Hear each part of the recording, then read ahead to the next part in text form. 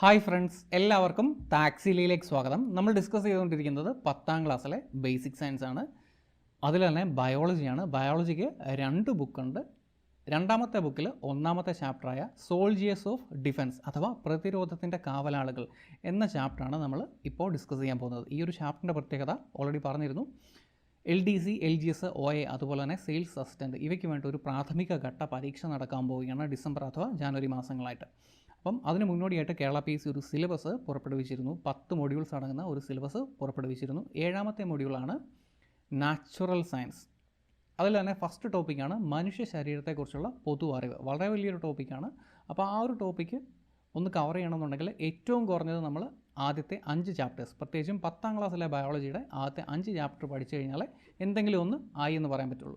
താഴത്തെ ക്ലാസ്സുകളിലുണ്ട് ഈ കാര്യങ്ങൾ ഉണ്ട്. എന്നിരുന്നാൽ പോലും 10ാം ക്ലാസ്സിലെ കാര്യങ്ങൾ വളരെ ഇമ്പോർട്ടൻ്റ് ആണ്. അതുകൊണ്ടാണ് നമ്മൾ ആദ്യത്തെ 5 ചാപ്റ്റർ നോക്കുന്നത്. ബാക്കിയുള്ള ചാപ്റ്റേഴ്സും നമ്മൾ നോക്കും, 6, 7, 8 നോക്കും. എന്നിരുന്നാൽ പോലും ആദ്യത്തെ 5 ചാപ്റ്റർ വളരെ ഇമ്പോർട്ടൻ്റ് ആണ്. പ്രത്യേകിച്ചും മനുഷ്യ ശരീരത്തെക്കുറിച്ചുള്ള പൊതു അറിവ് ഈ ഒരു ഭാഗത്തിൽ സിലബസിലെ ഈ ഒരു ടോപ്പിക്കിൽ ഉൾപ്പെടുന്നതാണ് ആദ്യത്തെ 5 ചാപ്റ്ററും. അതുകൊണ്ടാണ് നമ്മളിപ്പോൾ അത് നോക്കിക്കൊണ്ടിരിക്കുന്നത്.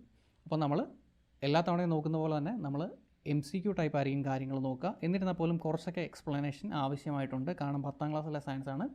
ചെറിയ ക്ലാസ്സുകളിലെ പോലെ തന്നെ ജസ്റ്റ് പോയിൻ്റ് ബൈ പോയിൻ്റ് പറഞ്ഞു പോകാൻ സാധിക്കില്ല. കുറച്ച് അത്യാവശ്യം വേണ്ടുന്ന എക്സ്പ്ലനേഷൻ നമ്മൾ പറയുന്നതായിരിക്കും. അതുപോലെ തന്നെ ഇമ്പോർട്ടൻ്റ് ആയിട്ടുള്ള പ്രീവിയസ് ക്വസ്റ്റ്യൻസ് നമ്മൾ നോക്കും.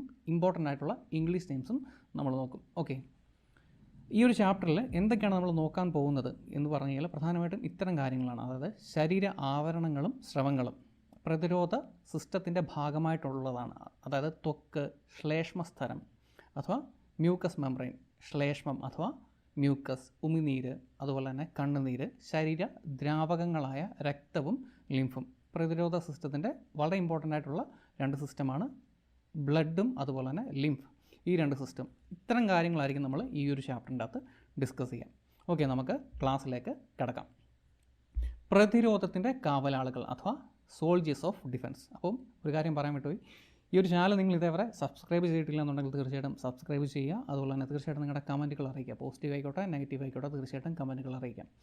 അപ്പോൾ പ്രതിരോധത്തിൻ്റെ കാവലാളുകൾ അഥവാ സോൾജിയേഴ്സ് ഓഫ് ഡിഫൻസ് രോഗാണുക്കളുടെ പ്രവേശനം തടയുന്നതിനും അതുപോലെ തന്നെ ശരീരത്തിനകത്ത് പ്രവേശിച്ച രോഗാണുക്കളെ നശിപ്പിക്കുവാനുമുള്ള ശരീരത്തിൻ്റെ കഴിവിനെയായിരിക്കും നമ്മൾ ഇമ്മ്യൂണിറ്റി അഥവാ പ്രതിരോധ ശേഷി എന്ന് വിളിക്കാം.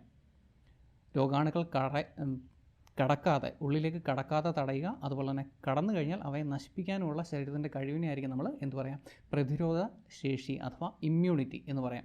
ശരീരത്തിലെ പ്രതിരോധ സംവിധാനങ്ങൾ പ്രധാനമായിട്ടും 2 എണ്ണമാണ്. അതായത് ശരീര ആവരണങ്ങളും സ്രവങ്ങളും അതുപോലെ തന്നെ ശരീരദ്രവങ്ങളായ രക്തവും ലിംഫും.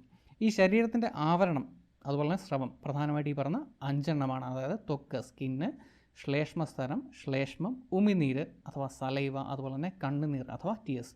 സ്കിന്ന്, ശ്ലേഷ്മസ്തരം എന്ന് പറഞ്ഞാൽ മ്യൂക്കസ് മെംബ്രെയിൻ, ശ്ലേഷ്മം എന്ന് പറഞ്ഞാൽ എന്താണ്, ശ്ലേഷ്മം എന്ന് പറഞ്ഞാൽ മ്യൂക്കസ് അഥവാ മലയാളത്തിൽ മൂക്കള അല്ലേ, മൂക്കള. അതുപോലെ തന്നെ ഉമിനീര്, സലൈവ, കണ്ണുനീര് അഥവാ ടിയേഴ്സ്. ഇത്തരം കാര്യങ്ങളാണ്. ഓക്കെ, അപ്പോൾ നമ്മൾ ഏറ്റവും ആദ്യം നോക്കാൻ പോകുന്നത് ത്വക്കും പ്രതിരോധവുമാണ്. ശരീരത്തെ പൊതിഞ്ഞ് സംരക്ഷിക്കുന്ന ആവരണമാണ് ത്വക്ക്, എല്ലാവർക്കും അറിയാം. അതുപോലെ തന്നെ രോഗാണുക്കളുടെ പ്രവേശനം തടയുന്ന സുരക്ഷാ കവചം കൂടിയാണ് ത്വക്ക്. ഓക്കെ, അതുപോലെ തന്നെ ത്വക്കിൻ്റെ വിവിധ ഭാഗങ്ങൾ എന്തൊക്കെയാണെന്നുള്ള കാര്യം നോക്കാം. അതായത് എപ്പിഡെർമിസ് ഉണ്ട്, അതുപോലെ തന്നെ സെബേഷ്യസ് ഗ്രന്ഥിയുണ്ട്, സ്വേദ ഗ്രന്ഥിയുണ്ട്. അപ്പോൾ ഇതെല്ലാം ഈ പറഞ്ഞ 3 കാര്യങ്ങളും ഇവിടെ മാർക്ക് ചെയ്തിട്ടുണ്ട്. എപ്പിഡെർമിസ്, അതുപോലെ തന്നെ സെബേഷ്യസ് ഗ്രന്ഥി, അതുപോലെ തന്നെ സ്വേദ ഗ്രന്ഥി. ഈ സ്കിന്നിന് വേറെ ഒരുപാട് ലെയേഴ്സ് ഉണ്ട്. അതിനെപ്പറ്റിയൊന്നും ടെക്സ്റ്റ് ബുക്കിൽ പറഞ്ഞിട്ടില്ല.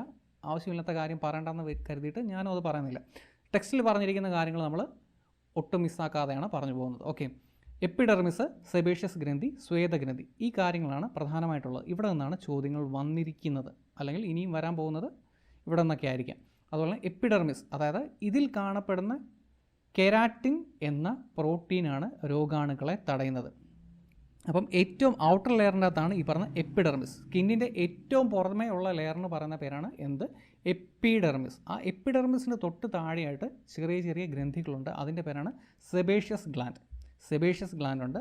അതിൻ്റെ ഫങ്ഷൻ എന്താണ് എന്ന് പറഞ്ഞു കഴിഞ്ഞാൽ ഇത് സെബം എന്ന് പറയുന്ന ചെറിയൊരു വാക്സ് പ്രൊഡ്യൂസ് ചെയ്യുന്നുണ്ട്. സെബം എന്ന് പറയുന്ന ഒരു വാക്സ് പ്രൊഡ്യൂസ് ചെയ്യുന്നുണ്ട്. ത്വക്കിനെ എണ്ണമയം ഉള്ളതാക്കുകയും അതുപോലെ തന്നെ വെള്ളം പറ്റിപ്പിടിക്കാതെ സംരക്ഷിക്കുകയും ചെയ്യുന്നത് ഈ പറഞ്ഞ സെബമാണ്. സെബേഷ്യസ് ഗ്രന്ഥി പുറപ്പെടുവിക്കുന്ന സെബം അഥവാ മെഴുക്ക് പോലെയുള്ള ആ ഒരു സബ്സ്റ്റൻസാണ് വെള്ളത്തിൽ നിന്ന് പ്രതിരോധ ശക്തി നൽകുന്നതും അതുപോലെ തന്നെ ത്വക്കിനെ എപ്പോഴും ഈർപ്പമുള്ളതായിട്ട് അഥവാ എണ്ണമയം ഉള്ളതായിട്ട് സൂക്ഷിക്കുന്നതും ഈ പറഞ്ഞ സെബേഷ്യസ് ഗ്രന്ഥിയാണ്. അതിൻ്റെ തൊട്ട് താഴെയായിട്ട് സ്വേദഗ്രന്ഥികളുണ്ട്. സെബേഷ്യസ് ഗ്രന്ഥിയുടെ തൊട്ട് താഴെയായിട്ട് സ്വേദഗ്രന്ഥികൾ അഥവാ സ്വെറ്റ് ഗ്ലാൻസ് ഉണ്ട്. സ്വെറ്റ് ഗ്ലാൻസിൻ്റെ ഫംഗ്ഷൻ എന്തായിരിക്കും? തീർച്ചയായിട്ടും വിയർപ്പ് അഥവാ സ്വെറ്റ് പ്രൊഡ്യൂസ് ചെയ്യുക എന്നുള്ളതായിരിക്കും ഈ പറഞ്ഞ സ്വേദഗ്രന്ഥിയുടെ ഫംഗ്ഷൻ. വിയർപ്പിന് ഒരു പ്രത്യേകതയുണ്ട്, അതൊരു അണുനാശിനി കൂടിയാണ്. ചെറിയ ചെറിയ ബാക്ടീരിയസിനെയും വൈറസിനെയൊക്കെ കൊല്ലുവാനുള്ള കഴിവ് ഈ പറഞ്ഞ സ്വെറ്റിന് അഥവാ വിയർപ്പിന് ഉണ്ട്. ത്വക്കിൻ്റെ വിവിധ ഭാഗങ്ങളാണ് എപ്പിഡെർമിസ്, സെബേഷ്യസ് ഗ്രന്ഥി, അതുപോലെ സ്വേദഗ്രന്ഥി. രോഗാണുക്കളെ തടയുന്ന ത്വക്കിൻ്റെ ഭാഗം ഏതെന്ന് ചോദിച്ചു കഴിഞ്ഞാൽ എപ്പിഡെർമിസ് ആണ് രോഗാണുക്കളെ തടയുന്നത്.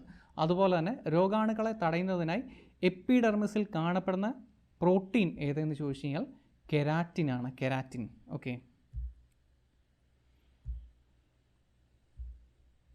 ത്വക്കിനെ കൂടാതെ ശരീരഭാഗങ്ങളെ പൊതിഞ്ഞ് സംരക്ഷിക്കുന്ന മറ്റൊരാവരണമാണ് ശ്ലേഷ്മസ്തരം അഥവാ മ്യൂക്കസ് മെംബ്രെയിൻ. അപ്പം നമുക്കറിയാം നമ്മുടെ ശരീരത്തിൻ്റെ പുറത്തെല്ലാം എന്താണ്? ശരീരത്തിൻ്റെ പുറത്തെല്ലാം വ്യക്തമായിട്ട് നമുക്ക് കാണാൻ പറ്റുന്ന രീതിയിൽ എന്തുണ്ട്? ഈ പറഞ്ഞ സ്കിന്നുണ്ട്. അതുപോലെ തന്നെ നമ്മുടെ ആന്തരാവയവങ്ങൾ, പ്രത്യേകിച്ച് നമ്മുടെ ഈ ഫാരിങ്സ് മുതൽ അങ്ങോട്ട് പോകുന്ന ഭാഗത്തെല്ലാം അവിടെയെല്ലാം ഒരു ഇന്നർ ലെയറുണ്ട്, അല്ലെങ്കിൽ ഒരു ഇന്നറായിട്ടുള്ള ഒരു കവറിംഗ് ഉണ്ട്. അതിൻ്റെ പേരാണ് ശ്ലേഷ്മസ്തരം അഥവാ മ്യൂക്കസ് മെംബ്രെയിൻ. ഈ പറഞ്ഞ നമ്മുടെ ഈ ട്രക്കി ആണെന്നുണ്ടെങ്കിലും ഫാരിക്സ് ആണെന്നുണ്ടെങ്കിലും ഇൻറ്റസ്റ്റൈൻ ആണെന്നുണ്ടെങ്കിലും ലാർജ് ആണെങ്കിലും സ്മോൾ ആണെന്നുണ്ടെങ്കിലും ഇൻറ്റസ്റ്റൈൻ്റെ അകത്തെല്ലാം എന്താണ്? ശ്ലേഷ്മസ്തരമുണ്ട് അഥവാ മ്യൂക്കസ് മെംബ്രെയിൻ ഉണ്ട്. ഈ പറഞ്ഞ സ്കിൻ എന്ത് ഫംഗ്ഷനാണോ ചെയ്യുന്നത് അതായിരിക്കും നമ്മുടെ ഉള്ളിൽ, നമ്മുടെ ശരീരത്തിൻ്റെ ആന്തരാവയവങ്ങൾ അതേ ഫംഗ്ഷൻ തന്നെയാണ് ഈ പറഞ്ഞ മ്യൂക്കസ് മെംബ്രെയിൻ ചെയ്യുന്നത്. ബാക്ടീരിയകളിൽ നിന്നും വൈറസുകളിൽ നിന്നൊക്കെ സംരക്ഷിക്കുക എന്നുള്ളതാണ് അതിൻ്റെ പ്രധാന ഫംഗ്ഷൻ. ശ്ലേഷ്മസ്തരം ഉൽപ്പാദിപ്പിക്കുന്ന ശ്ലേഷ്മത്തിൽപ്പെട്ട് രോഗാണുക്കൾ നശിക്കുന്നു. ബാക്ടീരിയ ആവാം, വൈറസ് ആവാം, അതിൻ്റെ അകത്ത് കുറച്ചൊക്കെ നശിക്കും. അതുപോലെ നശിപ്പിക്കപ്പെട്ട രോഗാണുക്കളെ പുറന്തള്ളുന്ന ശ്ലേഷ്മസ്തരത്തിലെ കോശങ്ങളാണ് സീലിയ കോശങ്ങൾ. അപ്പം സീലിയ കോശമാണ് ഇവിടെ കൊടുത്തിരിക്കുന്നത്. നശിപ്പിക്കപ്പെട്ട രോഗാണുക്കളെ പുറന്തള്ളുന്ന ശ്ലേഷ്മസ്തരത്തിലെ കോശങ്ങളാണ്, ശ്ലേഷ്മസ്തരത്തിൻ്റെ കോശങ്ങളാണ് എന്ത്? സീലിയ കോശങ്ങൾ. ശ്ലേഷ്മസ്തരത്തിലെ കോശത്തിൻ്റെ മറ്റൊരു പേരെന്താണ്? സീലിയ കോശങ്ങൾ. അതുപോലെ തന്നെ ശരീര ആവരണങ്ങൾ ഒട്ടേറെ ഉപകാരികളായ ബാക്ടീരിയകളുടെ ആവാസ കേന്ദ്രം കൂടിയാണ്. ഒട്ടേറെ ഉപകാരികളായ ബാക്ടീരിയകളുടെ ആവാസ കേന്ദ്രം കൂടിയാണ് എന്ത്? ശരീര ആവരണങ്ങൾ. അതിപ്പോൾ ഈ നമ്മൾ പറഞ്ഞ പുറമേയുള്ള സ്കിന്നായിക്കോട്ടെ, അകമേയുള്ള ശ്ലേഷ്മസ്തരം അഥവാ മ്യൂക്കസ് മെംബ്രെയിൻ ആയിക്കോട്ടെ, എങ്ങനെയാണ് എന്ന് ചോദിച്ചു കഴിഞ്ഞാൽ, ഈ ബാക്ടീരിയക്ക് എങ്ങനെ ഉപകാരിയാവുന്നത് എന്ന് ചോദിച്ചു കഴിഞ്ഞാൽ, വേറെ ഒരു ഫോറിൻ ബാക്ടീരിയ വരികയാണെന്നുണ്ടെങ്കിൽ തീർച്ചയായിട്ടും അതിന് നമ്മുടെ ശരീരത്തോട് പറ്റിപ്പിടിച്ച് നമ്മളോട് ഫ്രണ്ട്ലി ആയിട്ട് നിൽക്കുന്ന ബാക്ടീരിയകളോട് അതിന് തീർച്ചയായിട്ടും മത്സരിക്കേണ്ടി വരും. എന്തിനു വേണ്ടിയിട്ടാണ് മത്സരിക്കുന്നത്? ന്യൂട്രിയൻസ് കിട്ടുവാൻ വേണ്ടിയിട്ടും അതുപോലെ തന്നെ കുറച്ച് സ്ഥലം കിട്ടുവാൻ വേണ്ടിയിട്ടും മത്സരിക്കേണ്ടി വരും. ആ ഒരു മത്സരത്തിൽ പലപ്പോഴും പുറമേ നിന്ന് വരുന്ന ബാക്ടീരിയകൾ പരാജയപ്പെട്ടു പോവുകയാണ് ചെയ്യാം. അതാ പറഞ്ഞത്. അപ്പം ഒരു ഡിഫൻസിൻ്റെ ഭാഗം കൂടിയാണ്. മനുഷ്യന് ഫ്രണ്ട്ലി ആയിട്ടുള്ള ബാക്ടീരിയ എന്ന് പറഞ്ഞാൽ നമ്മുടെ ഇമ്മ്യൂൺ സിസ്റ്റത്തിൻ്റെ ഭാഗമാണ് എന്ന് പറയാം. അപ്പോൾ നമ്മൾ ഒരുപാട് ആൻറ്റിബയോട്ടിക്കുകൾ കഴിച്ചു കഴിഞ്ഞാൽ നമുക്ക് ദോഷമാണെന്ന് പറയുന്നതിൻ്റെ പ്രധാന കാരണം ഇതാണ്. നമ്മുടെ ശരീരത്തിന് ആവശ്യമുള്ള കുറേയധികം ബാക്ടീരിയകളുണ്ട്. ആ ബാക്ടീരിയകളെല്ലാം കൂടെ നശിച്ചുപോയി കഴിഞ്ഞാൽ പുറമേ നിന്ന് ഒരു ബാക്ടീരിയക്ക് നമ്മുടെ സ്കിന്നിനെ ആണെന്നുണ്ടെങ്കിലും ശ്ലേഷ്മസ്തരത്തെ ആണെന്നുണ്ടെങ്കിലും ഇൻഫെക്റ്റ് ചെയ്യാൻ വേണ്ടി എളുപ്പമായിരിക്കും. ഓക്കെ. ഇനിയിപ്പോൾ ബോഡി സെക്രീഷൻസ് ഉണ്ട്. ബോഡി സെക്രീഷൻസ് അഥവാ ശരീരസ്രവങ്ങളും പ്രതിരോധവും എന്തൊക്കെയാണെന്നുള്ള കാര്യം നോക്കാം. പ്രധാനമായിട്ട് കർണമെഴുക അഥവാ ഇയർ വാക്സ്, കണ്ണുനീരിലെ ലൈസോസോം, അതുപോലെ മൂക്കിലെ ശ്ലേഷ്മം അഥവാ ഉമിനീരിലെ ലൈസോസൈം, അതുപോലെ ശ്വസനനാളിയിലെ ശ്ലേഷ്മം അഥവാ മ്യൂക്കസ്, അതുപോലെ തന്നെ ആമാശയത്തിലെ HCl. ചെറിയ സ്റ്റീൽ ബ്ലേഡിനെ പോലും ദഹിപ്പിക്കുവാൻ ശേഷിയുള്ളതാണ് ആമാശയത്തിലെ HCl. അതുപോലെ തന്നെ കുടലിലെ ശ്ലേഷ്മം, മൂത്രസഞ്ചിയിലെ ലൈസോസൈം. ഇവയെല്ലാം തന്നെ എന്താണ്? ബോഡിയുടെ ഡിഫൻസ് മെക്കാനിസത്തിൻ്റെ ഭാഗമാണ്. ഈ പറഞ്ഞ സെക്രീഷൻസ് എല്ലാം തന്നെ. ഓക്കെ.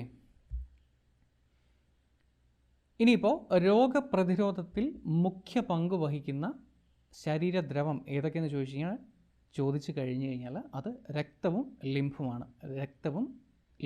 പ്രധാന ശരീരദ്രവം രക്തവും ലിംഫുമാണ്. രോഗപ്രതിരോധത്തിൽ മുഖ്യ പങ്ക് വഹിക്കുന്ന രക്താണു ഏതെന്ന് ചോദിച്ചു കഴിഞ്ഞാൽ അത് ശ്വേത രക്താണുവാണ് അഥവാ വൈറ്റ് ബ്ലഡ് സെൽസ് ആണ്, WBC ആണ്. ശ്വേത രക്താണുക്കൾ പ്രധാനമായിട്ടും 5 തരമുണ്ട്. അപ്പം ശ്വേത രക്താണുക്കൾ എത്ര തരം എന്ന് ചോദിച്ചു കഴിഞ്ഞാൽ അത് 5 തരമാണ്. അപ്പോൾ ഇവിടെ നിന്ന് ചോദ്യം വരാറുണ്ട്. ഒരുപാട് കാര്യങ്ങളുണ്ട്, ടെക്സ്റ്റിൽ പറഞ്ഞിരിക്കുന്ന കാര്യങ്ങളെല്ലാമാണ് പറയുന്നത്. Okay, neutrophil, basophil, eosinophil, monocyte and lymphocyte. ഈ പറഞ്ഞതാണ് 5 തരം WBCs. ശ്വേത രക്താണുക്കൾ എത്ര തരം എന്ന് ചോദിച്ചു കഴിഞ്ഞാൽ 5 തരമാണ്. ഏതൊക്കെയാണ്? Neutrophil, basophil, eosinophil, monocyte and lymphocyte. നമ്മൾ ഏറ്റവും ആദ്യം പറയുന്നത് ന്യൂട്രോഫിലിനെ പറ്റിയും മോണോസൈറ്റിനെ പറ്റിയുമായിരിക്കും. ന്യൂട്രോഫിൽ അതായത് ബാക്ടീരിയയെ വിഴുങ്ങി നശിപ്പിക്കുന്നു അഥവാ ഫോറിൻ ബോഡീസിനെ ഇല്ലാതാക്കുന്നു, ബാക്ടീരിയയെ വിഴുങ്ങി നശിപ്പിക്കുന്നു, അതുപോലെ തന്നെ ബാക്ടീരിയ നശിപ്പിക്കുന്ന രാസവസ്തുക്കൾ നിർമ്മിക്കുന്നു എന്നിവയാണ് ന്യൂട്രോഫിലിൻ്റെ ഫംഗ്ഷൻ. അതുപോലെ മോണോസൈറ്റിൻ്റെ ഫംഗ്ഷൻ എന്താണെന്ന് നോക്കാം. രോഗാണുക്കളെ വിഴുങ്ങി നശിപ്പിക്കുന്നു, ബാക്ടീരിയ ആയിക്കോട്ടെ വൈറസ് ആയിക്കോട്ടെ, ഇനിയിപ്പം ചെറിയ പ്രോട്ടോസോ പോലെ ചെറിയ എന്തെങ്കിലും രോഗാണുക്കളായിക്കോട്ടെ അവയെ വിഴുങ്ങി നശിപ്പിക്കുക എന്നുള്ളതാണ് ഈ പറഞ്ഞ മോണോസൈറ്റിൻ്റെ ഫംഗ്ഷൻ. ചെറിയ എന്തെങ്കിലും ടോക്സിൻ ആയിക്കോട്ടെ അവയെല്ലാം തന്നെ ഇല്ലാതാക്കുക എന്നുള്ളതാണ് ന്യൂട്രോഫിലിൻ്റെയും മോണോസൈറ്റിൻ്റെയും ഫംഗ്ഷൻ. അപ്പോൾ ഇവ അറിയപ്പെടുന്ന മറ്റ് ഒരു പേരാണ് ഫാഗോസൈറ്റ്സ്. അതായത് ന്യൂട്രോഫിലും മോണോസൈറ്റുമാണ് ഫാഗോസൈറ്റ്സ് എന്ന് അറിയപ്പെടുന്നത്. ന്യൂട്രോഫിലും മോണോസൈറ്റും അറിയപ്പെടുന്ന മറ്റൊരു പേരെന്താണ്? ഫാഗോസൈറ്റ്. കാരണം അത് ഇൻഗൾഫ് ചെയ്ത് ഇല്ലാതാക്കും. ഈ പറഞ്ഞ ബാക്ടീരിയ ആണെന്നുണ്ടെങ്കിലും കുറച്ച് കഴിയുമ്പോൾ നമ്മൾ ഡീറ്റെയിൽ ആയിട്ട് നോക്കുക. ഈ പറഞ്ഞ ബാക്ടീരിയ ആണെന്നുണ്ടെങ്കിലും വൈറസിനെ ആണെന്നുണ്ടെങ്കിലും അത് വിഴുങ്ങി ഇല്ലാതാക്കും. അപ്പം അതുകൊണ്ട് അവയെ നമ്മൾ വിളിക്കുന്ന പേരായിരിക്കും ഫാഗോസൈറ്റുകൾ എന്ന്. അപ്പം ഫാഗോസൈറ്റ് ഏതൊക്കെയാണ്? ന്യൂട്രോഫിലും മോണോസൈറ്റുമാണ്. ഇനിയിപ്പോൾ ബേസോഫിലിൻ്റെ ഫംഗ്ഷൻ മറ്റ് ശ്വേത രക്താണുക്കളെ ഉത്തേജിപ്പിക്കുന്നു, അതുപോലെ തന്നെ രക്തക്കുഴലുകൾ വികസിപ്പിക്കുന്നു എന്നുള്ളതാണ് ബേസോഫിലിൻ്റെ ഫംഗ്ഷൻ. രക്തക്കുഴൽ എന്തിനായിരിക്കും വികസിപ്പിക്കുന്നത്? എവിടെങ്കിലും മുറിവോ കാര്യങ്ങളോ ഉണ്ടായിക്കഴിഞ്ഞാൽ അങ്ങോട്ടത്തേക്കുള്ള ബ്ലഡ് ഫ്ലോ കൂട്ടുക, അല്ലെന്നുണ്ടെങ്കിൽ എവിടെയെങ്കിലും കൂടുതൽ ടെമ്പറേച്ചർ വേണമെന്നുണ്ടെങ്കിൽ അങ്ങോട്ടത്തേക്കുള്ള ബ്ലഡ് ഫ്ലോ കൂട്ടുക. ഏതെങ്കിലും ഒരു ശരീരത്തിൻ്റെ അവയവത്തിന് കൂടുതൽ ടെമ്പറേച്ചർ വേണ്ടി വരികയാണ്, ആ ഒരു സമയത്ത് അങ്ങോട്ടത്തേക്കുള്ള ബ്ലഡ് ഫ്ലോ കൂട്ടുക. അതൊക്കെയാണ് ഈ പറഞ്ഞ ബേസോഫിലിൻ്റെ ഫംഗ്ഷൻ. അതായത് മറ്റു ശ്വേത രക്താണുക്കളെ ഉത്തേജിപ്പിക്കുന്നു, അതുപോലെ തന്നെ രക്തക്കുഴലുകൾ വികസിപ്പിക്കുന്നു. ഓക്കെ, മറ്റു ശ്വേത രക്താണുക്കളെ ഉത്തേജിപ്പിക്കുന്ന WBC ഏതെന്ന് ചോദിച്ചു കഴിഞ്ഞാൽ അതെന്താണ്? ബേസോഫിലാണ്. അതുപോലെ തന്നെ ഇസ്നോഫിലുണ്ട്. അന്യവസ്തുക്കളെ നശിപ്പിക്കുന്ന രാസവസ്തുക്കൾ ഉണ്ടാക്കുന്നു. അതുപോലെ വീങ്ങൽ പ്രതികരണത്തിന് ആവശ്യമായ രാസവസ്തുക്കൾ ഉണ്ടാക്കുന്നു. വീങ്ങൽ എന്ന് പറഞ്ഞാൽ എന്താണ്? Inflammatory response. അതിനാണ് നമ്മൾ വീങ്ങൽ എന്ന് പറയാം. ഇൻഫ്ലമേറ്ററി റെസ്പോൺസ് അതിനെയായിരിക്കും നമ്മൾ വീങ്ങൽ എന്ന് പറയാം. നമുക്കറിയാം, നമുക്ക് ചെറിയ മുറിവോ കാര്യങ്ങളോ ഉണ്ടായിക്കഴിഞ്ഞാൽ അവിടെ എന്താണ്? നീര് വെച്ച് വരാറുണ്ട് അല്ലേ? ചെറിയൊരു മുറിവ് ഉണ്ടായിക്കഴിഞ്ഞാൽ സ്വാഭാവികമായിട്ടും അവിടെ നീരുണ്ടാവും. 1-2 ദിവസം കൊണ്ട് മുറിവ് ഉണങ്ങുന്ന സമയത്തായിരിക്കും എന്ത്? ചുരുങ്ങി ഇല്ലാതാവുക. അപ്പം അലർജിക്ക് റെസ്പോൺസ് ഉണ്ട്. ചിലർക്കൊക്കെ അലർജി ഉണ്ട്. ചിലർക്ക് എന്തെങ്കിലും ഒരു ഫോറിൻ ബോഡി, പൂപ്പലോ അങ്ങനെ എന്തെങ്കിലും, പൂപ്പലോ അങ്ങനെ ചിലർക്ക് പോളൻ ഗ്രെയിൻ ആയിരിക്കും, പൂമ്പൊടിയായിരിക്കും, അതൊക്കെ പറ്റി കഴിഞ്ഞാൽ ആ ഭാഗം വീർത്ത് വരികയും തടിക്കുകയൊക്കെ ചെയ്യും. അങ്ങനെ അതിന് കാരണമാകുന്നത് എന്താണ്? ഇസ്നോഫിലാണ്. Inflammatory response. ഇൻഫ്ലമേറ്ററി റെസ്പോൺസിൻ്റെ ഭാഗമായിട്ട് ചിലർക്ക് ശ്വാസം മുട്ടലുണ്ടാവും. ഇപ്പം ഏതെങ്കിലും ഒരു അവർക്ക് അലർജിയുള്ള ഏതെങ്കിലും ഒരു വായു ശ്വസിക്കുകയാണ്, അല്ലെന്നുണ്ടെങ്കിൽ എന്തെങ്കിലും ഒരു അലർജൻ്റെ ഉള്ളിലേക്ക് പോവുകയാണെന്നുണ്ടെങ്കിൽ ഇൻഫ്ലമേഷൻ വരും. ഇൻഫ്ലമേഷൻ വരുന്നതിൻ്റെ ഭാഗമായിട്ടാണ് അവർക്ക് ശ്വാസം മുട്ടലുണ്ടാകുന്നത്. എവിടെ ഇൻഫ്ലമേഷൻ വരിക? ഈ പറഞ്ഞ ശ്വാസനാളത്തിൽ ഇൻഫ്ലമേഷൻ വരും. ശ്വാസനാളം വീങ്ങും കഴിഞ്ഞാൽ എന്ത് സംഭവിക്കും? ഈ ശ്വാസനാളത്തിൽ നീര് വരുന്നതാണ് അല്ലെങ്കിൽ വീങ്ങുന്നതാണ് ശ്വാസം മുട്ടലായിട്ട് മാറുന്നത്. അപ്പം ഇൻഫ്ലമേറ്ററി റെസ്പോൺസിന് കാരണമാകുന്ന WBC ഏതെന്ന് ചോദിച്ചു കഴിഞ്ഞാൽ അത് ഇസ്നോഫിലാണ്. ഇനിയിപ്പോൾ അപ്പോൾ നമ്മൾ ന്യൂട്രോഫിലിൻ്റെ കാര്യം പറഞ്ഞാണ്, മോണോസൈറ്റിൻ്റെ കാര്യം പറഞ്ഞാണ്, ബേസോഫിലിൻ്റെ കാര്യം പറഞ്ഞു. ഇനി പറയാനുള്ളത് ഇസ്നോഫിലിൻ്റെ കാര്യം പറഞ്ഞു. അതുപോലെ ഇനി പറയാനുള്ളത് ലിംഫോസൈറ്റാണ്. രോഗാണുക്കളെ പ്രത്യേകം തിരിച്ചറിഞ്ഞ് നശിപ്പിക്കുന്ന ഫംഗ്ഷനാണ് ലിംഫോസൈറ്റിന് ഉള്ളത്. ലിംഫോസൈറ്റും 2 തരമുണ്ട്. T ലിംഫോസൈറ്റ് ഉണ്ട്, D ലിംഫോസൈറ്റ് ഉണ്ട്. ഓക്കെ, അത് നമുക്ക് ഡീറ്റെയിൽ ആയിട്ട് നോക്കാം. ഈ ഒരു ക്ലാസ് തന്നെ നോക്കാം. രോഗാണുക്കളെ പ്രത്യേകം തിരിച്ചറിഞ്ഞ് നശിപ്പിക്കുക എന്നുള്ളതാണ് ലിംഫോസൈറ്റിൻ്റെ ഫംഗ്ഷൻ. അപ്പോൾ WBCs 5 തരമാണ്: neutrophil, basophil, eosinophil, monocyte, lymphocyte. Okay, ഒരുപാട് കാര്യങ്ങൾ പറയാനാണെന്നുണ്ടെങ്കിൽ ഒരുപാട് കാര്യം പറയാനുണ്ട്. പക്ഷേ ടെക്സ്റ്റിലെ എല്ലാ കാര്യങ്ങളും പറഞ്ഞു പോകുക എന്നുള്ളതാണ് നമ്മുടെ ഉദ്ദേശം. വിവിധ തരം രോഗപ്രതിരോധ മാർഗങ്ങൾ, പ്രധാനമായിട്ടും വീങ്ങൽ പ്രതികരണം, അതുപോലെ തന്നെ ഫാഗോസൈറ്റോസിസ്, രക്തം കട്ടപിടിക്കൽ, മുറിവുണങ്ങൽ, അതുപോലെ തന്നെ ഊഷ്മാവ് ഉയർത്തൽ, ഇവയൊക്കെയാണ് പ്രധാനപ്പെട്ട രോഗപ്രതിരോധ മാർഗങ്ങൾ. വീങ്ങൽ പ്രതികരണം അഥവാ ഇൻഫ്ലമേറ്ററി റെസ്പോൺസ് നമ്മൾ ഓൾറെഡി കണ്ടതാണ്. അതുപോലെ തന്നെ ഫാഗോസൈറ്റോസിസ് അതിനെപ്പറ്റിയും സൂചിപ്പിച്ചതാണ്. രക്തം കട്ടപിടിക്കൽ അഥവാ ക്ലോട്ടിംഗ് ഓഫ് ബ്ലഡ്, അതുപോലെ തന്നെ മുറിവുണങ്ങൽ അഥവാ ഹീലിംഗ് ഓഫ് വൂണ്ട്, ഊഷ്മാവ് ഉയർത്തൽ അഥവാ റൈസിംഗ് ഓഫ് ടെമ്പറേച്ചർ റൈസ് ചെയ്യുന്നത് നമുക്കറിയാം. നമുക്ക് എന്തെങ്കിലും പനിയോ കാര്യങ്ങളൊക്കെ വരുമ്പോൾ നമ്മുടെ ശരീര ഊഷ്മാവ് വർദ്ധിക്കാറുണ്ട്. അതന്നെ ഉദ്ദേശിക്കുന്നത്. ഇതിനൊക്കെ പറ്റി നമുക്ക് ഡീറ്റെയിൽ ആയിട്ട് നോക്കുവാനുണ്ട്. അപ്പം ഏറ്റവും ആദ്യം വീങ്ങൽ പ്രതികരണം എന്താണെന്നുള്ള കാര്യം ജനറലി പറഞ്ഞു. എന്നിരുന്നാൽ പോലും ടെക്സ്റ്റിൽ പറയുന്ന കാര്യങ്ങൾ നോക്കാം. അതായത് ഇപ്പോൾ നമുക്ക് തുരുമ്പുള്ളൊരു ആണി നമ്മുടെ ശരീരത്തിലേക്ക് കൊള്ളുകയാണെന്ന് കരുതുക, ഈ പടത്തിൽ കാണിച്ചിരിക്കുന്ന പോലെ. അപ്പോൾ മുറിവിലൂടെ രോഗാണുക്കൾ ഉള്ളിലേക്ക് പ്രവേശിക്കുന്നു. അതിൻ്റെ ഭാഗമായിട്ട് രാസവസ്തുക്കൾ അഥവാ ടോക്സിൻസ് നമ്മുടെ ശരീരത്തിൽ പ്രൊഡ്യൂസ് ചെയ്യും. അപ്പോൾ ഇതിൻ്റെ ഭാഗമായിട്ട് ഇതിനുള്ള റെസ്പോൺസ് എന്നുള്ള രീതിയിൽ രക്തലോമിക്കകൾ അഥവാ ബ്ലഡ് ക്യാപ്പിലറീസ് വികസിക്കും. ഇങ്ങനെ വികസിക്കുന്നതിൻ്റെ ഭാഗമായിട്ട് ശ്വേതരക്താണുക്കൾ ലോമിക ഭിത്തിയിലൂടെ മുറിവേറ്റ ഭാഗത്തേക്ക് എത്തപ്പെടുന്നു. ഈ മുറിവേറ്റ ഈ ഭാഗത്തേക്ക് എന്താണ് ശ്വേതരക്താണുക്കൾ അഥവാ WBCs എത്തും. എന്താണ് അതിനു മുമ്പായിട്ട് എന്താ സംഭവിച്ചത്? രക്തലോമിക്കകൾ അഥവാ ക്യാപ്പിലറീസ് വികസിച്ചതിൻ്റെ ഭാഗമായിട്ട് WBCs അങ്ങോട്ട് ഇരച്ചെത്തുന്നു. അങ്ങനെ മുറിവേറ്റ ഭാഗത്തേക്ക് എത്തുന്നു. അതിൻ്റെ ഭാഗമായിട്ട് ന്യൂട്രോഫിലുകളും മോണോസൈറ്റുകളും രോഗാണുക്കളെ വിഴുങ്ങി നശിപ്പിക്കുന്നു. ഇതാണ് ഇൻഫ്ലമേറ്ററി റെസ്പോൺസ്. അപ്പോൾ ആ ഫോറിൻ ബോഡീസിനെ എല്ലാം ഈ പറഞ്ഞ ന്യൂട്രോഫിലും മോണോസൈറ്റും ഫാഗോസൈറ്റുകളായ ന്യൂട്രോഫിലും മോണോസൈറ്റും വിഴുങ്ങി നശിപ്പിക്കും. ഇതാണ് ഇൻഫ്ലമേറ്ററി റെസ്പോൺസ് എന്ന് പറയാം. ഇങ്ങനെ രോഗാണുക്കളെ വിഴുങ്ങി നശിപ്പിക്കുന്ന പ്രവർത്തനമാണ് ഫാഗോസൈറ്റോസിസ്. ഓൾറെഡി നമ്മൾ സൂചിപ്പിച്ചല്ലോ. ഫാഗോസൈറ്റുകൾക്ക് ഉദാഹരണമാണ് മോണോസൈറ്റും ന്യൂട്രോഫിലും. അപ്പോൾ ഏതൊക്കെയാണ് ഫാഗോസൈറ്റ്? മനുഷ്യ ശരീരത്തിലെ 2 ഫാഗോസൈറ്റാണ് WBCs ആയ ന്യൂട്രോഫിലും മോണോസൈറ്റ്. ഓക്കെ, ഈ കാണുന്നതാണ് ഫാഗോസൈറ്റോസിസ്. അപ്പം ഏതെങ്കിലും ഒരു രോഗാണു വരികയാണെന്നുണ്ടെങ്കിൽ അതിനെ വിഴുങ്ങും. രോഗാണുക്കളെ സ്തരസഞ്ചിക്കുള്ളിൽ ഉൾക്കൊള്ളിക്കുന്നു അഥവാ മെംബ്രെയിൻ പാത്തോജൻസിനെ മെംബ്രെയിൻ്റെ ഉള്ളിൽ അത് ആക്കുന്നു. രോഗാണുക്കളെ സ്തരസഞ്ചിക്കുള്ളിൽ ആക്കുന്നു. എന്നിട്ട് ഈ പറയുന്ന WBCക്കുള്ളിൽ ലൈസോസൈം എന്ന് പറയുന്ന രാസാഗ്നി അഥവാ കെമിക്കലുണ്ട്. ഇതാണ് ആക്ച്വലി ഈ പറഞ്ഞ രോഗാണുക്കളെ നശിപ്പിക്കുന്നത്. സ്തരസഞ്ചികൾ ലൈസോസോമുമായിട്ട് ചേരുന്നു. അപ്പം ഇതിനെ എൻഗൾഫ് ചെയ്ത്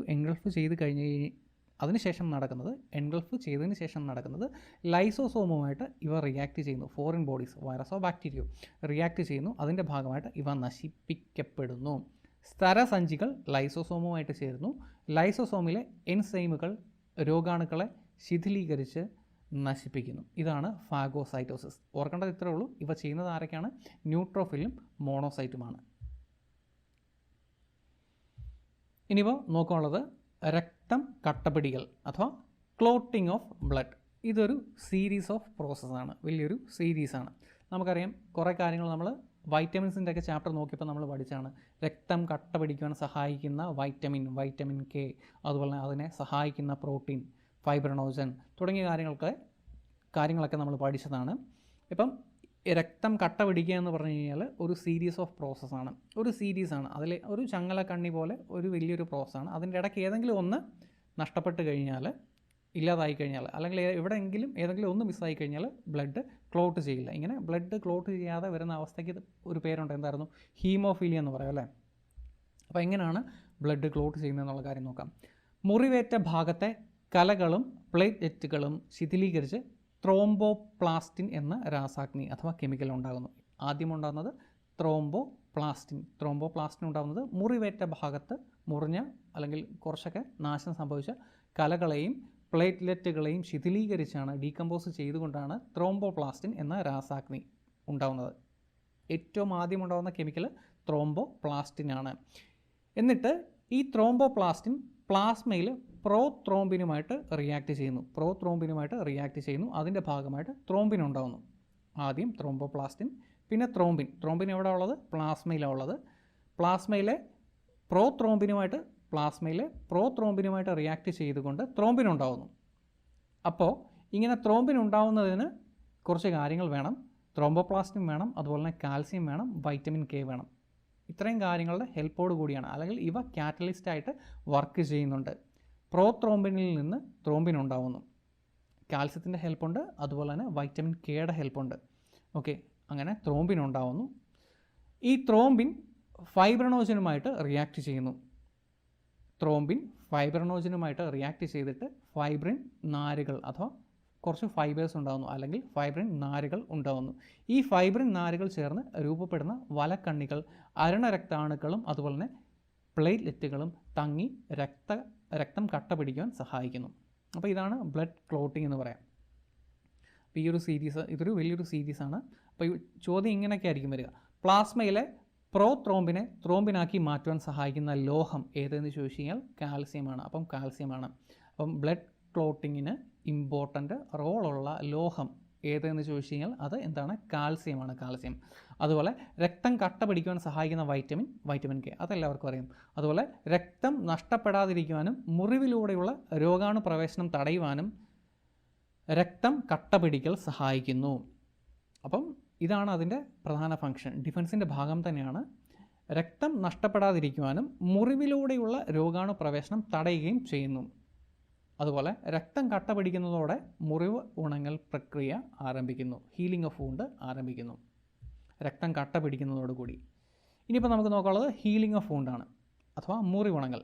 വീങ്ങൽ പ്രതികരണം, അതുപോലെ തന്നെ രക്തം കട്ട പിടിക്കൽ എന്നിവയ്ക്ക് ശേഷമുള്ള ഘട്ടമാണ് എന്ത്? മുറിവുണങ്ങൽ അഥവാ ഹീലിംഗ് ഓഫ് വൂണ്ട്. മുറിവുണ്ടാകുമ്പോൾ നാശമായതും നഷ്ടപ്പെട്ടതുമായ കലകൾക്ക് പകരം അതേപോലെ തന്നെയുള്ള കലകൾ ഉണ്ടാവാറുണ്ട്. ചിലപ്പോൾ അതേപോലെ തന്നെയുള്ള കലകൾ ഉണ്ടാവാറുണ്ട്, ചിലപ്പോൾ അതേപോലെയുള്ള കലകൾ ഉണ്ടാകാറില്ല. അങ്ങനെ അതേപോലെ ഉള്ള കലകൾ തന്നെയാണ് ഫോം ചെയ്യുന്നത് എന്നുണ്ടെങ്കിൽ അവിടെ മുറിവിൻ്റെ യാതൊരു പാടും ഉണ്ടാവില്ല. ഇനിയിപ്പം അതേപോലെ തന്നെയുള്ള കലകൾ ഉണ്ടായില്ല എന്നുണ്ടെങ്കിൽ എന്ത് സംഭവിക്കും? അവിടെ കണക്റ്റീവ് ടിഷ്യൂസ് വെച്ചിട്ട് ഒറിജിനൽ കലകളെ റീപ്ലേസ് ചെയ്യും. ആ ഒരു സമയത്ത് അവിടെ ഒരു മാർക്ക് ഉണ്ടാവും.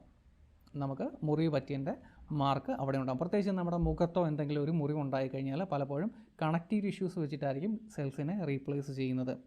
അപ്പോൾ എന്തായിരിക്കും? അവിടെ തീർച്ചയായിട്ടും ആ ഒരു പാട് ഉണ്ടാകും. ഇത്തരം സന്ദർഭങ്ങളിൽ മുറിവ് അടയാളമായിട്ട് അവശേഷിക്കും. മുറിവിലൂടെയുള്ള അണുബാധ മുറിവുണങ്ങൽ സാവധാനത്തിൽ ആക്കുന്നു. അണുബാധയുണ്ടെങ്കിൽ മുറിവുണങ്ങൽ സാവധാനമായിരിക്കും. അതുപോലെ തന്നെ ശക്തമായ രോഗപ്രതിരോധ സംവിധാനം മുറിവുണങ്ങൽ വേഗത്തിലാക്കി രോഗാണുബാധയുടെ സാധ്യത കുറയ്ക്കും. അപ്പം രോഗപ്രതിരോധ ശേഷി കൂടുതലുള്ള ആളുകളിൽ ഹീലിംഗ് ഓഫ് വൂണ്ട് അഥവാ മുറിവുണങ്ങൽ വളരെ വേഗം നടക്കും.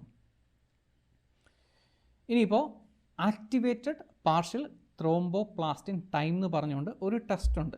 ഇതെന്തിനാ ചെയ്യുന്നത് എന്ന് ചോദിച്ചു കഴിഞ്ഞാൽ രക്തം കട്ട പിടിക്കുന്നതിന് ചിലർക്ക് ചില വൈകല്യങ്ങൾ കാണിക്കാറുണ്ട്. അപ്പം ആ ഒരു ടൈം അനലൈസ് ചെയ്യാൻ വേണ്ടിയിട്ടാണ് നമ്മൾ രക്തം കട്ട പിടിക്കാൻ വേണ്ടി എന്തേരം സമയമെടുക്കുന്നു എന്നൊക്കെ തിരിച്ചറിയാൻ വേണ്ടി നടത്തുന്ന ഒരു ടെസ്റ്റാണ് ആക്ടിവേറ്റഡ് പാർഷ്യൽ ത്രോംബോപ്ലാസ്റ്റിൻ ടൈം എന്ന് പറയാം.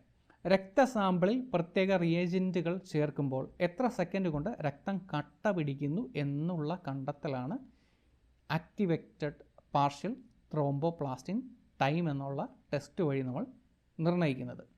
എന്താണ്? രക്തസാമ്പിളിൽ പ്രത്യേക റിയേജൻറ്റുകൾ ചേർക്കുമ്പോൾ എത്ര സെക്കൻഡ് കൊണ്ട് രക്തം കട്ട പിടിക്കുന്നു എന്ന് കണ്ടെത്തുന്നു. അതുപോലെ സാധാരണ മൂല്യം, ഇതിൻ്റെ നോർമൽ വാല്യൂ 30 മുതൽ 40 സെക്കൻഡ് വരെയാണ്. റിയേജൻറ്റ് ചേർത്ത് കഴിയുമ്പോൾ 30 മുതൽ 40 സെക്കൻഡിനുള്ളിൽ കട്ട പിടിക്കണം.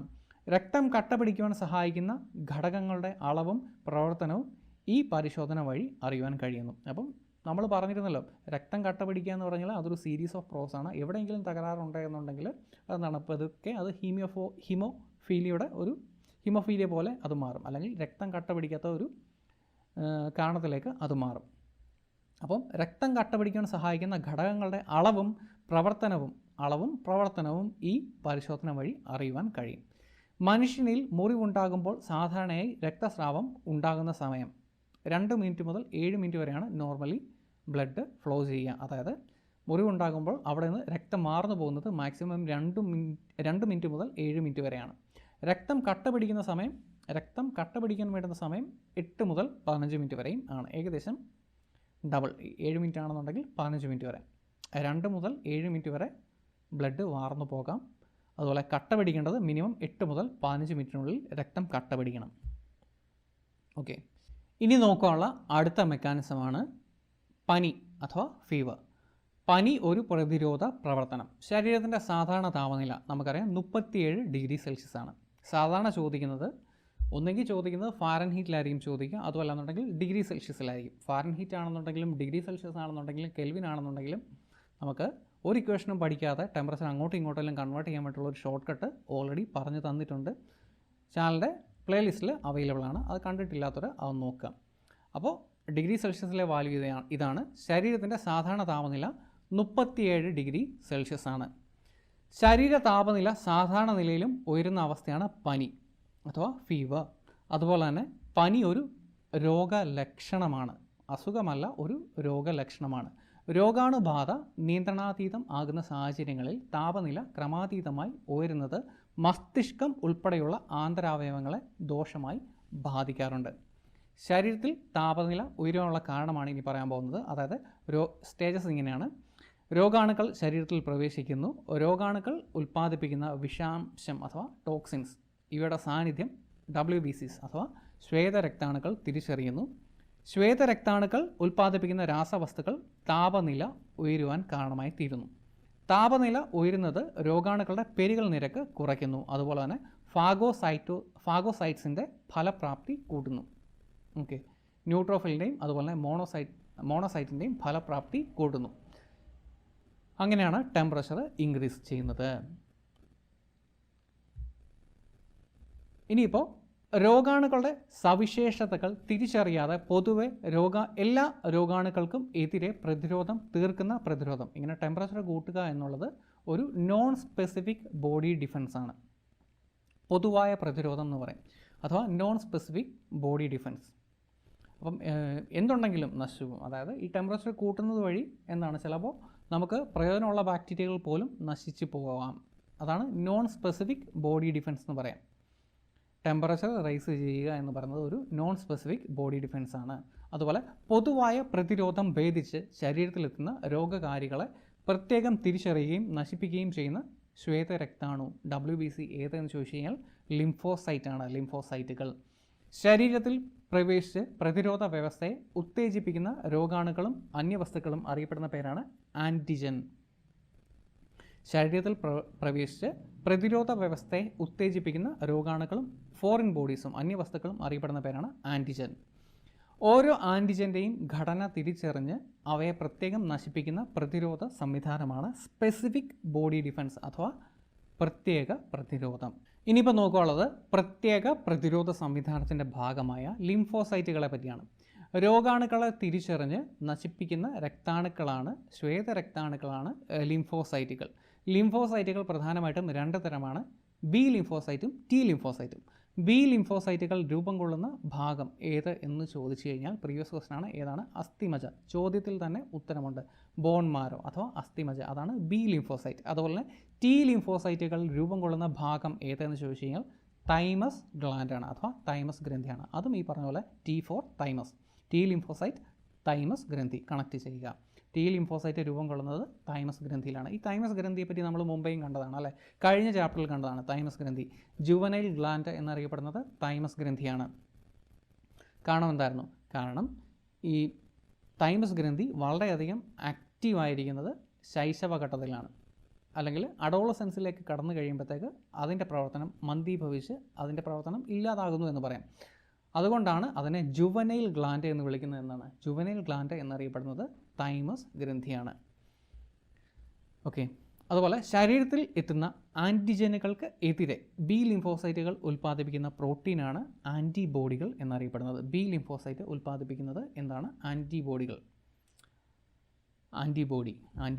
അതുപോലെ തന്നെ B ലിംഫോസൈറ്റിൻ്റെ സ്ട്രക്ചറാണ് ഈ കൊടുത്തിരിക്കുന്നത്. B ലിംഫോസൈറ്റ് മൂന്ന് രീതിയിലാണ് ആൻറ്റിബോഡികൾ രോഗാണുക്കളെ നശിപ്പിക്കുന്നത്. ബാക്ടീരിയയുടെ കോശസ്തരത്തെ ശിഥിലീകരിച്ച് അവയെ നശിപ്പിക്കുന്നു. അതുപോലെ തന്നെ ആൻറ്റിജനുകളുടെ വിഷാംശത്തെ നിർവീര്യമാക്കുന്നു. മറ്റ് ശ്വേതാണുക്കളെ ഉത്തേജിപ്പിച്ച് രോഗാണുക്കളെ നശിപ്പിക്കുന്നു. ഈ രീതിയിലാണ് ഫോറിൻ ബോഡീസിനെ ഇല്ലാതാക്കുന്നത് B ലിംഫോസൈറ്റുകൾ. ഇനിയിപ്പോൾ T ലിംഫോസൈറ്റ്, അതിൻ്റെ പടമാണ് ഈ കൊടുത്തിരിക്കുന്നത്. T ലിംഫോസൈറ്റ് മറ്റ് പ്രതിരോധ കോശങ്ങളെ ഉത്തേജിപ്പിക്കുന്നു. അതുപോലെ തന്നെ വൈറസ് ബാധിച്ച കോശങ്ങളെ നശിപ്പിക്കുന്നു. അതുപോലെ തന്നെ ക്യാൻസർ കോശങ്ങളെ നശിപ്പിക്കുന്നു. ഇവയൊക്കെ ചെയ്യുന്നത് ആരാണ്? ടി ലിംഫോസൈറ്റ് ആണ്. ക്യാൻസർ കോശങ്ങളെ നശിപ്പിക്കുന്നത് ടി ലിംഫോസൈറ്റ് ആണ്. വൈറസ് ബാധിച്ച കോശങ്ങളെ നശിപ്പിക്കുന്നതും ടി ലിംഫോസൈറ്റ് ആണ്. മറ്റ് പ്രതിരോധ കോശങ്ങളെ ഉത്തേജിപ്പിക്കുന്നു. അപ്പോൾ ബാക്ടീരിയ നശിപ്പിക്കുന്നത് പ്രധാനമായിട്ടും അസോസിയേറ്റ് ചെയ്തിരിക്കുന്നത് എന്തായിരുന്നു? ബി ലിംഫോസൈറ്റ് ആയിരുന്നു. വൈറസിനെ നശിപ്പിക്കുന്നത് പ്രധാനമായിട്ടും ടി ലിംഫോസൈറ്റ് ആണ്. അതുപോലെ തന്നെ ക്യാൻസർ കോശങ്ങളെ നശിപ്പിക്കുന്നതും ടി ലിംഫോസൈറ്റ് ആണ്. ടി ലിംഫോസൈറ്റുകൾ രോഗകാരികളായ ബാക്ടീരിയകളെ ലിംഫ് നോഡുകളിലും അതുപോലെ തന്നെ സ്പ്ലീനിലും വെച്ച് നശിപ്പിക്കുന്നു. ലിംഫ് നോഡുകളിലും സ്പ്ലീനിലും വെച്ചിട്ട് ടി ലിംഫോസൈറ്റ് രോഗകാരികളായ ബാക്ടീരിയകളെ നശിപ്പിക്കുന്നു. ഇനിയിപ്പോൾ ഇമ്മ്യൂണോഗ്ലോബുലിൻ ലിംഫോസൈറ്റുകൾ ഉൽപ്പാദിപ്പിക്കുന്ന പ്രതിരോധ രാസവസ്തുക്കളായ ആൻറ്റിബോഡികൾ അറിയപ്പെടുന്ന പേരാണ് ഇമ്മ്യൂണോഗ്ലോബുലിൻ. ലിംഫോസൈറ്റുകൾ ഉൽപ്പാദിപ്പിക്കുന്ന പ്രതിരോധ രാസവസ്തുക്കളായ ആൻറ്റിബോഡികളാണ് ഇമ്മ്യൂണോഗ്ലോബുലിൻ എന്നറിയപ്പെടുന്നത്. പ്രധാനമായിട്ടും 5 തരം ഇമ്മ്യൂണോഗ്ലോബുലിൻ ഉണ്ട്. IBA, IBD, IBE, IBG, IBM എന്ന് പറഞ്ഞിട്ട് 5 തരം ഇമ്മ്യൂണോഗ്ലോബിൻസ് ഉണ്ട്. ADEGM എന്ന് പറഞ്ഞിട്ട് 5 തരം ഇമ്മ്യൂണോഗ്ലോബിൻസ് ഉണ്ട്.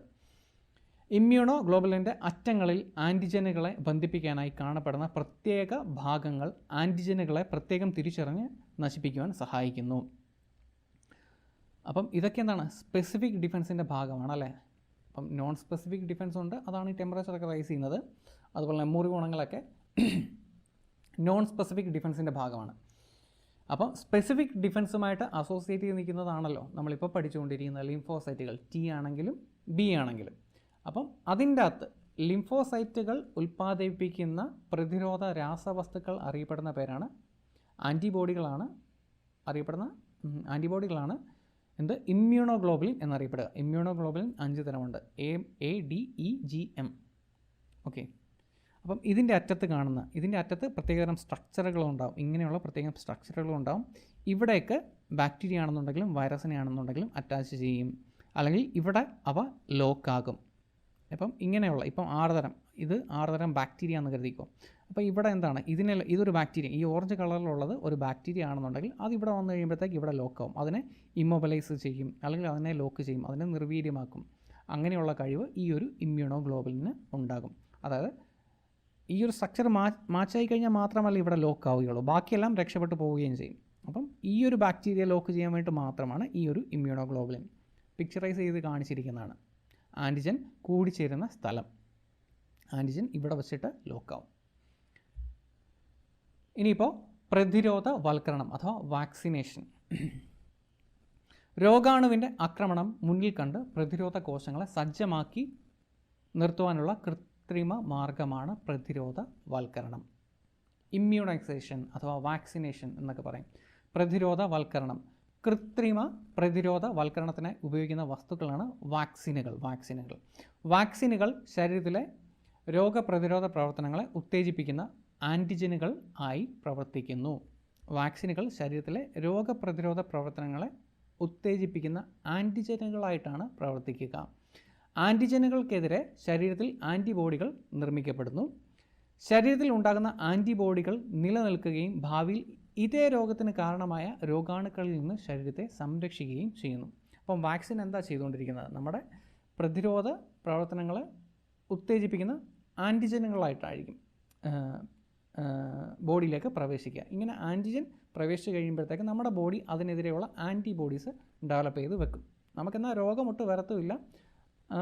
ചെറിയ രീതിയിലുള്ള ഏതെങ്കിലും ഒരു രോഗമാണെന്നുണ്ടെങ്കിൽ, ഇപ്പം വസൂരിയാണെന്നുണ്ടെങ്കിൽ വസൂരിക്കെതിരെ വാക്സിൻ എന്ന് പറഞ്ഞു കഴിയുമ്പോഴത്തേക്ക് വസൂരിയുടെ ഡെഡ് സെൽസ് ആയിരിക്കും നമ്മൾ വാക്സിനായിട്ട് കുത്തിവെക്കുക. നിർവീര്യമാക്കിയിട്ടുള്ള വസ്തുവായിരിക്കും കുത്തിവെക്കുക. അപ്പോൾ അതിൻ്റെ ഭാഗമായിട്ട് അത് ശരീരത്തിലേക്ക് എത്തിക്കഴിഞ്ഞ് കഴിയുമ്പോഴത്തേക്ക് അതിനെതിരെ, ആ ആൻറ്റിജനെതിരെ ആൻറ്റിബോഡീസ് നമ്മുടെ ശരീരം ഉൽപ്പാദിപ്പിച്ച് വെക്കും. പിന്നീട് എപ്പോഴെങ്കിലും വസൂരിയുടെ വളരെ ശക്തിയേറിയ വൈറസോ അല്ലെങ്കിൽ ബാക്ടീരിയ ഒക്കെ നമ്മുടെ ശരീരത്തിലേക്ക് കയറി കഴിയുമ്പോഴത്തേക്ക് അതിനെ ഡിഫെൻഡ് ചെയ്ത് നിൽക്കുവാനുള്ള, അല്ലെങ്കിൽ അതിനെ പ്രതിരോധിച്ച് തോൽപ്പിക്കുവാനുള്ള അത്രയും കേപ്പബിളായിട്ടുള്ള ആൻറ്റിബോഡീസ് നമ്മുടെ ശരീരത്തിൽ ഉണ്ടാവും.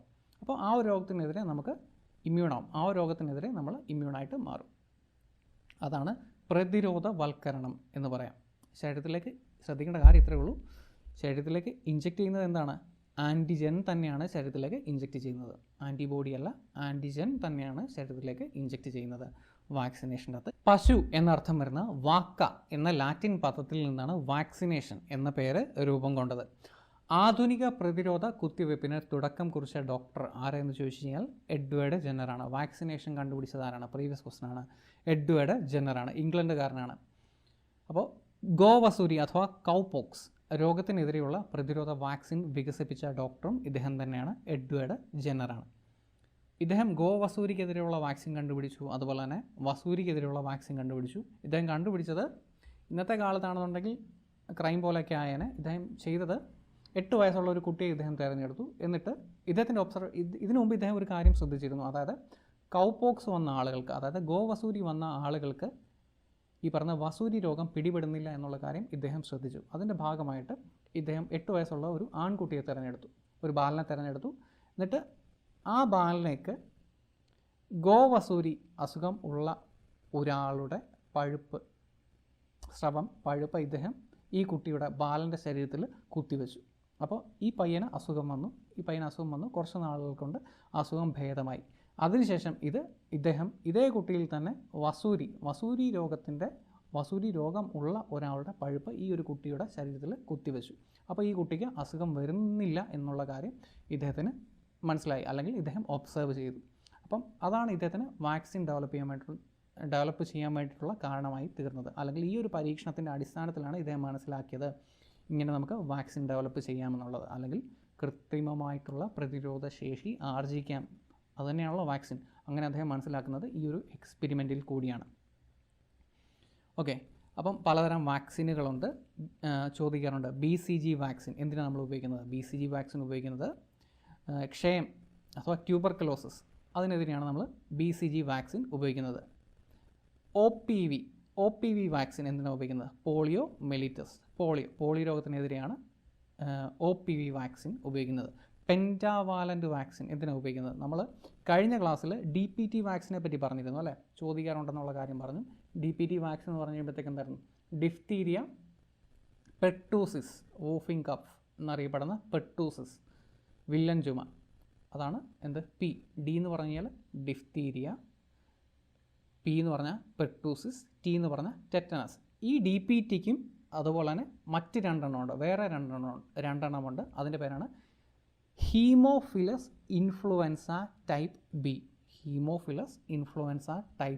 ബി, അതുപോലെ തന്നെ ഹെപ്പറ്റൈറ്റിസ് ബി. അങ്ങനെ അഞ്ച് രോഗങ്ങൾക്ക് ഉള്ള ഒരു വാക്സിനാണ് എന്ത്? Pentavalent vaccine. അല്ലെന്നുണ്ടെങ്കിൽ ഇങ്ങനെ പറയാം, DPT വാക്സിൻ എന്തെന്നുള്ള കാര്യം അറിയാലോ. എന്തൊക്കെയാണ് DPT വാക്സിൻ പ്ലസ് ഈ പറഞ്ഞ രണ്ടെണ്ണം? DPT വാക്സിൻ എന്ന് പറയുമ്പോഴത്തേക്ക് എന്തായിരുന്നു? Diphtheria, pertussis, tetanus. ഇത് കൂടാതെ എന്തായിരുന്നു? ഹീമോഫിലസ് ഇൻഫ്ലുവൻസ ടൈപ്പ് ബി, അതുപോലെ തന്നെ ഹെപ്പറ്റൈറ്റിസ് ടൈപ്പ് ബി. അങ്ങനെ 5 രോഗങ്ങൾക്ക് എതിരെയുള്ള വാക്സിനാണ് എന്ത്? Pentavalent vaccine. ഇതിൻ്റെ പ്രത്യേകത എന്താണ്? ഇതെല്ലാം തന്നെ ബാക്ടീരിയയാണ്. ഇവയെല്ലാം തന്നെ ബാക്ടീരിയയാണ്. ഈ പറഞ്ഞ 5 രോഗങ്ങളും എന്താണ്? ബാക്ടീരിയൽ രോഗങ്ങളാണ്. അതിനെതിരെയുള്ള വാക്സിനാണ് പെൻറ്റാവാലൻ്റ് വാക്സിൻ. അതുപോലെ തന്നെ MMR വാക്സിനുണ്ട്, കുട്ടികൾക്കെല്ലാം എടുക്കാറുണ്ട്. MMR വാക്സിൻ എന്താണ്? Mumps, measles, rubella. ഇതിനെതിരെയുള്ള വാക്സിനാണ് MMR. അതുപോലെ TT അറിയാലോ, ടെറ്റനസിന് എതിരെയുള്ള വാക്സിനാണ് TT. അതുപോലെ ഇനി നമ്മൾ നോക്കാൻ പോകുന്നത് ആയുർവേദത്തെ പറ്റിയാണ്. ആയുർവേദം, ഹോമിയോപ്പതി, അങ്ങനെ പലതരം ചികിത്സാ രീതികളുണ്ടല്ലോ. ഇന്ത്യയുടെ സ്വന്തം എന്ന് പറയാവുന്നതാണ് ആയുർവേദം. ഇന്ത്യയിൽ ഉദയം ചെയ്ത ലോകപ്രശസ്തമായ ചികിത്സാ രീതിയാണ് ആയുർവേദം. ആയുർവേദത്തിൽ സസ്യ ജന്തുജന്യമായ വസ്തുക്കൾ ഔഷധമായിട്ട് ഉപയോഗിക്കുന്നുണ്ട്. അതുപോലെ ഹോമിയോപ്പതിയുടെ ഫാദർ ഓഫ് ഹോമിയോപ്പതി ആര് എന്നുള്ളത് പ്രീവിയസ് ക്വസ്റ്റൻ ആണ്. ആരാണ്? സാമുവൽ ഹനിമാനാണ്. ഹോമിയോപ്പതി ചികിത്സാ രീതി മുന്നോട്ട് വെച്ച ജർമ്മൻ ഡോക്ടറാണ് സാമുവൽ ഹനിമാൻ. അതുപോലെ ആധുനിക വൈദ്യശാസ്ത്രത്തിന് അടിത്തറ പാകിയ ഗ്രീക്ക് വൈദ്യശാസ്ത്രജ്ഞനാണ് ഹിപ്പോക്രാറ്റസ്. അദ്ദേഹം ഗ്രീക്കുകാരനാണ്. Samuel Hahnemann ജർമ്മൻകാരനാണ്. അപ്പോൾ ഹിപ്പോക്രാറ്റസ് എന്താണ്? ഗ്രീക്കുകാരനായ ഡോക്ടറാണ്, അഥവാ വൈദ്യശാസ്ത്രജ്ഞനാണ് Hippocrates. Father of modern medicine Hippocrates. രോഗകാരികൾ, രോഗനിർണയം, മരുന്നുകൾ എന്നിവയ്ക്ക് പ്രാധാന്യം നൽകുന്ന ചികിത്സാ രീതിക്ക് തുടക്കം കുറിച്ചത് ഹിപ്പോക്രാറ്റസ് ആണ്. ഇംഗ്ലീഷ് മെഡിസിൻ്റെ ഫാദർ ഹിപ്പോക്രാറ്റസ് ആണ്. ബാക്ടീരിയ, ഫംഗസ് തുടങ്ങിയ സൂക്ഷ്മജീവികളിൽ നിന്നും വേർതിരിച്ചെടുക്കുകയും ബാക്ടീരിയ നശിപ്പിക്കാൻ ഉപയോഗിക്കുന്നതുമായിട്ടുള്ള ഔഷധങ്ങളാണ് ആൻറ്റിബയോട്ടിക്കുകൾ. ആദ്യമായി ആൻറ്റിബയോട്ടിക് കണ്ടെത്തിയത് അലക്സാണ്ടർ ഫ്ലെമിംഗ് ആണ്. പ്രീവിയസ് ക്വസ്റ്റൻ ആണ്, വർഷം ചോദിച്ചിട്ടുണ്ട്, 1928 ആണ്. അതുപോലെ ആൻറ്റിബയോട്ടിക് കണ്ടെത്തിയത് ആരാണെന്നുള്ള കാര്യം ചോദിച്ചിട്ടുണ്ട്, അലക്സാണ്ടർ ഫ്ലെമിംഗ് ആണ്. സർ അലക്സാണ്ടർ ഫ്ലെമിംഗ് കണ്ടെത്തിയ ബാക്ടീരിയകളെ നശിപ്പിക്കുവാൻ കഴിവുള്ള ഫംഗസിൻ്റെ പേരാണ് പെൻസിലിയം നൊട്ടേറ്റം എന്ന ഫംഗസാണ് ആൻറ്റി ബാക്ടീരിയലായിട്ട് ഉപയോഗിക്കാമെന്ന് അദ്ദേഹം കണ്ടെത്തിയത്. ഫംഗസിൻ്റെ പേരെന്താണ്? Penicillium notatum. ശരീരത്തിൻ്റെ ഉപരിതലത്തിലും ശരീരത്തിനകത്തും പ്രയോഗിക്കാവുന്ന ഔഷധമാണ് ആൻറ്റിബയോട്ടിക്കുകൾ. ഓക്കെ, അതുപോലെ തന്നെ ഇനി പറയാൻ പോകുന്ന ഉപകരണങ്ങൾ, അതുപോലെ തന്നെ അവയുടെ ഫങ്ഷൻസ് ചോദിക്കാറുണ്ട്. അപ്പം പ്രത്യേകിച്ചും ഒത്തിരി തവണ ചോദിച്ചിരിക്കുന്നത് ഈ പറഞ്ഞ EEGയും ECGയുമാണ്, 1ഉം 2ഉമാണ്. ഇലക്ട്രോ എൻസെഫലോഗ്രാം, മസ്തിഷ്കത്തിലെ വൈദ്യുത തരംഗങ്ങളെ തിരിച്ചറിയാനും തിരിച്ചറിഞ്ഞ് രേഖപ്പെടുത്തുവാനും ഉപയോഗിക്കുന്നതാണ് EEG അഥവാ എൻസെഫലോഗ്രാം, ബ്രെയിൻ അഥവാ മസ്തിഷ്കം. അതുപോലെ ഇലക്ട്രോ കാർഡിയോഗ്രാം, എന്താണ്? ഹൃദയപേശിയിലെ വൈദ്യുത തരംഗങ്ങളെ രേഖപ്പെടുത്തുവാൻ. അതുപോലെ അൾട്രാസൗണ്ട് സ്കാനർ, അൾട്രാസോണിക് ശബ്ദ തരംഗങ്ങൾ ഉപയോഗിച്ച് ആന്തര അവയവങ്ങളുടെ ഘടന മനസ്സിലാക്കുവാൻ. അതുപോലെ CT സ്കാൻ അഥവാ കമ്പ്യൂട്ടഡ് ടോമോഗ്രഫി സ്കാനർ, എക്സ്റേയുടെയും അതുപോലെ കമ്പ്യൂട്ടറിൻ്റെയും സഹായത്തോടെ ആന്തര അവയവങ്ങളുടെ 3D അഥവാ ത്രിമാന ദൃശ്യങ്ങൾ ലഭ്യമാക്കുവാൻ. അതുപോലെ MRI സ്കാൻ ഉണ്ട്, അതായത് മാഗ്നറ്റിക് റെസൊണൻസ് ഇമേജ് സ്കാനർ, ആന്തര അവയവങ്ങളുടെ ത്രിമാന ദൃശ്യങ്ങൾ ലഭ്യമാക്കുവാൻ. അതിനു വേണ്ടിയിട്ടാണ് MRI സ്കാൻ ഉപയോഗിക്കുന്നത്, magnetic resonance imaging scanner.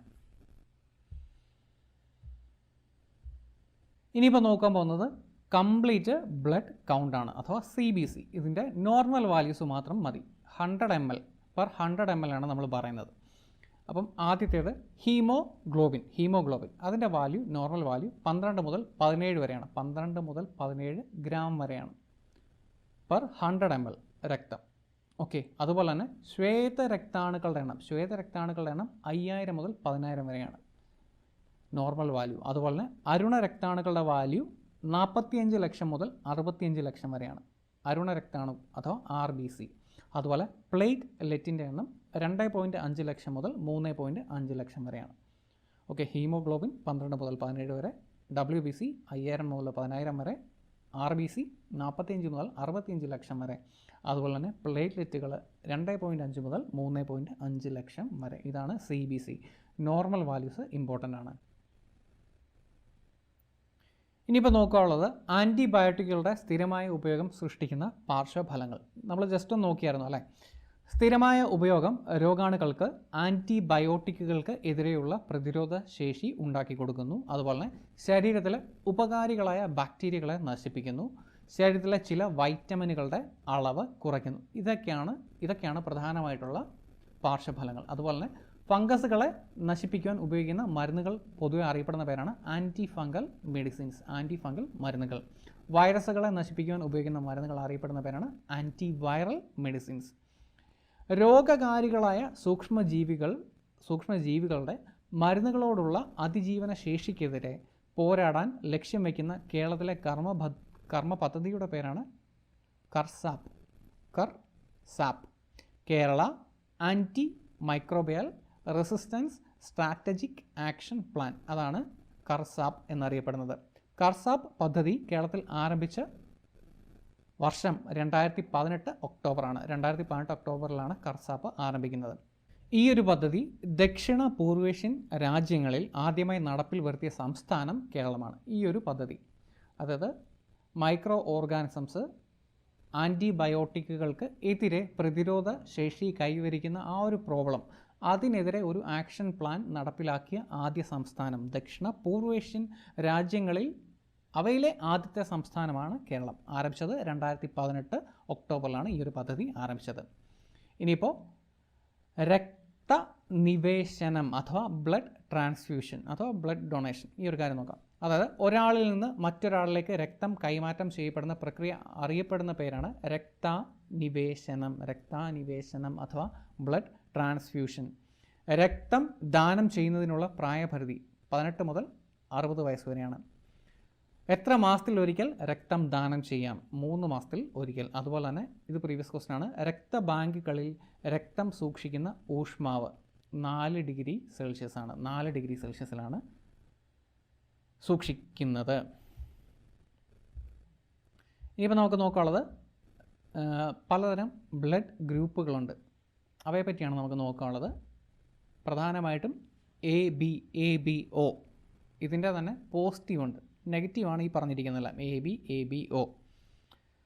RH ഫാക്ടറുള്ള എന്താണെന്നുള്ള കാര്യം പറയാം. അപ്പം RH ഫാക്ടറുള്ള ബ്ലഡ് ഉണ്ട്. അതിൻ്റെ കൂട്ടത്തിൽ നമ്മളൊരു പ്ലസ് സൈനും കൂടെ ഇട്ടായിരിക്കും നമ്മൾ റെപ്രസെൻറ്റ് ചെയ്യുന്നത്. ഇവിടെ എഴുതിയിരിക്കുന്ന കാര്യങ്ങളൊന്നും വായിക്കേണ്ട, എന്താണെന്നുള്ള കാര്യം പറയാം. അപ്പം ബ്ലഡ് ഗ്രൂപ്പ് പ്രധാനമായിട്ടും 8 തരമുണ്ട്. എ ഉണ്ട്, ബി ഉണ്ട്, എ ബി ഉണ്ട്, ഒ ഉണ്ട്. ഇവയുടെ പോസിറ്റീവ് ഉണ്ട്. അങ്ങനെയും 4 ഉണ്ട്. അങ്ങനെ 8 ഗ്രൂപ്പാണ് ഉള്ളത്. അപ്പോൾ ഇതിനെങ്ങനെ പേര് വന്നത് എന്ന് ചോദിച്ചു കഴിഞ്ഞാൽ, ചില ബ്ലഡ് ഗ്രൂപ്പിൻ്റെ അകത്ത് ആൻറ്റിജൻ എ എന്ന് പറഞ്ഞ ആൻറ്റിജൻ ഉണ്ടാവും. അത്തരം ബ്ലഡിനെ നമ്മൾ എ ബ്ലഡ് ഗ്രൂപ്പ് എന്ന് വിളിക്കും. എന്താണ് ആൻറ്റിജൻ? ഏത് ആൻറ്റിജൻ ആണോ പ്രസൻ്റ് ആയിട്ടുള്ളത് ആ ഒരു പേരായിരിക്കും നമ്മൾ ആ ഒരു ബ്ലഡ് ഗ്രൂപ്പിന് കൊടുക്കുക. ഇനിയിപ്പം ബി ആൻറ്റിജൻ ആണോ ഉള്ളത് എന്നുണ്ടെങ്കിൽ ആ ബ്ലഡ് ഗ്രൂപ്പിനെ നമ്മൾ ബി ബ്ലഡ് ഗ്രൂപ്പ് എന്ന് വിളിക്കും. ഇനിയിപ്പോൾ എയും ബിയും ആൻറ്റിജൻ ഉണ്ട് എന്നുണ്ടെങ്കിൽ നമ്മൾ അതിനെ എന്ത് വിളിക്കും? എ ബി ബ്ലഡ് ഗ്രൂപ്പ് എന്ന് വിളിക്കും. ഇനിയിപ്പോൾ ഒരു ആൻറ്റിജനും ഇല്ല എന്നുണ്ടെങ്കിൽ അതിനെ നമ്മൾ ഒ ഗ്രൂപ്പ്, 0യ്ക്ക് സമാനമായിട്ടുള്ള ഒ ബ്ലഡ് ഗ്രൂപ്പ് എന്ന് വിളിക്കും. ഇനിയിപ്പം ആൻറ്റിജൻ എന്താണ്, ആൻറ്റിബോഡി എന്താണ് എന്നുള്ള കാര്യം ഇപ്പോൾ അറിയാമെന്ന് കരുതുന്നു. എന്താണ് ആൻറ്റിജൻ എന്ന് പറഞ്ഞാൽ? എന്താണ് നമ്മുടെ ശരീരത്തിലേക്ക് എൻറ്റർ ചെയ്യുന്ന ഒരു ഫോറിൻ ബോഡിക്ക് നമ്മൾ പറയുന്ന പേരായിരുന്നു ആൻറ്റിജൻ, അല്ലേ? ആ പ്രതിരോധ മെക്കാനിസം ആരംഭിക്കുന്നതിന് വേണ്ടുന്ന ഒരു എക്സ്റ്റേണൽ ട്രിഗറാണ്, അല്ലെങ്കിൽ ഒരു അലർജി എന്നൊക്കെ പറയുന്ന പോലെ, അല്ലെങ്കിൽ അലർജിയല്ല അലർജൻ്റ് എന്നൊക്കെ പറയുന്ന പോലെയുള്ള ഒരു എക്സ്റ്റേണൽ ട്രിഗറാണ് എന്ത്? ആൻറ്റിജൻ എന്ന് പറയാം, അല്ലേ? അപ്പോൾ അതിൻ്റെ പേരാണ് നമ്മൾ ബ്ലഡ് ഗ്രൂപ്പിന് കൊടുത്തിരിക്കുന്നത്. ആൻറ്റിജൻ്റെ പേരാണ് നമ്മൾ ബ്ലഡ് ഗ്രൂപ്പിന് കൊടുത്തിരിക്കുന്നത്. എ ഉണ്ട്, ബി ഉണ്ട്, എ ബി ഉണ്ട്, ഒ ഉണ്ട്. ഇനിയിപ്പോൾ ഈ പറയുന്ന ആൻറ്റിജൻ അല്ലാതെ ചില ബ്ലഡ് ഗ്രൂപ്പിൽ ഡി എന്ന് പറഞ്ഞിട്ട് മറ്റൊരു ആൻറ്റിജൻ കൂടി കാണപ്പെടാറുണ്ട്. ഡി ആൻറ്റിജൻ, അല്ലെങ്കിൽ അതിനെ നമ്മൾ RH ഫാക്ടർ എന്ന് വിളിക്കും. അതും എന്താണ്? ഡി ആൻറ്റിജൻ അഥവാ RH ഫാക്ടർ. ഓക്കെ. അപ്പം ആൻറ്റിജനുകൾ എത്ര തരമാണ്? ബ്ലഡിനകത്ത് കാണപ്പെടുന്ന ആൻറ്റിജനുകൾ 3 എണ്ണമാണ്. എന്തൊക്കെയാണ്? എ ഉണ്ട്, ബി ഉണ്ട്, ഡി ഉണ്ട്. ഓക്കെ, എ ഉണ്ട്, ബി ഉണ്ട്, ഡി ഉണ്ട്. ഡിക്ക് പകരം ഡി ആൻറ്റിജനെ വിളിക്കുന്ന മറ്റൊരു പേരാണ് എന്ത്? RH. അപ്പം ഈ RH ഉണ്ടോ ഇല്ലയോ എന്നുള്ളതിനെ വെച്ചിട്ടായിരിക്കും നമ്മൾ ബ്ലഡ് ഗ്രൂപ്പ് പോസിറ്റീവ് ആണോ നെഗറ്റീവ് ആണോ എന്ന് പറയാം. RH ഉള്ള ബ്ലഡ് ആണെന്നുണ്ടെങ്കിൽ അതിനെ പോസിറ്റീവ് എന്ന് വിളിക്കും. എ ആൻറ്റിജനുമുണ്ട്, അതുപോലെ തന്നെ ഡി ആൻറ്റിജനും ഉണ്ട് എന്നുണ്ടെങ്കിൽ അതെന്തായിരിക്കും? അതെന്ത് ബ്ലഡ് ഗ്രൂപ്പായിട്ട് മാറും?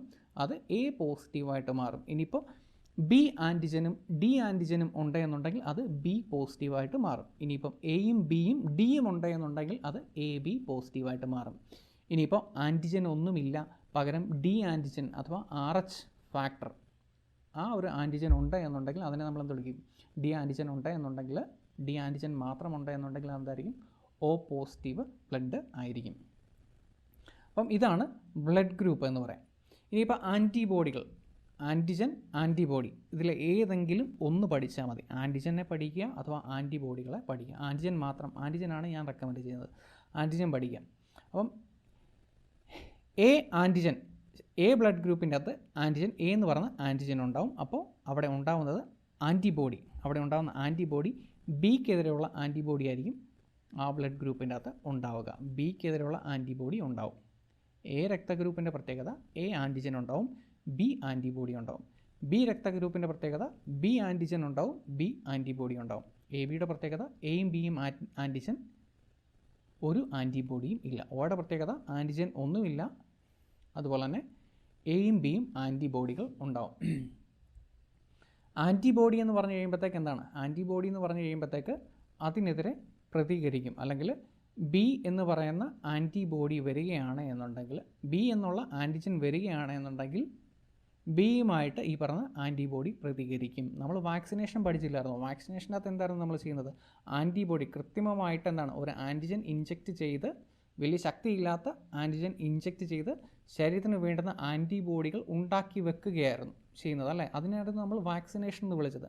അതുപോലെ തന്നെ എ ബ്ലഡ് ഗ്രൂപ്പിൻ്റെ പ്രത്യേകത എന്താണ്? അതിൻ്റെ അകത്ത് ഓൾറെഡി ആൻറ്റിബോഡി ഉണ്ട്, ബിക്കെതിരെയുള്ള ആൻറ്റിബോഡി ഉണ്ട്. അപ്പം B blood group A blood ഗ്രൂപ്പുമായിട്ട് മിക്സ് ചെയ്യുകയാണെന്നുണ്ടെങ്കിൽ എന്ത് ചെയ്യും? എയും ബിയും കൂടെ ബ്ലഡ് മിക്സ് ചെയ്യുകയാണ് എന്നുണ്ടെങ്കിൽ എന്തായിരിക്കും? ഇത് രണ്ടും കൂടെ റിയാക്ട് ചെയ്യും, രണ്ടും നമ്മൾ റിയാക്ട് ചെയ്യും. കാരണം എന്താണ്? എ ബ്ലഡ് ഗ്രൂപ്പിൻ്റെ അകത്ത് ബിക്കെതിരെയുള്ള ആൻറ്റിബോഡി ഉണ്ട്. അല്ലെന്നുണ്ടെങ്കിൽ നേരെ തിരിച്ചും. ഓക്കെ, അല്ലെങ്കിൽ ബി ബ്ലഡ് ഗ്രൂപ്പിൻ്റെ അകത്ത് എക്കെതിരെയുള്ള ആൻറ്റിബോഡി ഉണ്ട്. അപ്പോൾ ഇത് രണ്ടും കൂടെ റിയാക്ട് ചെയ്തിട്ട് ബ്ലഡ് കട്ട പിടിക്കും.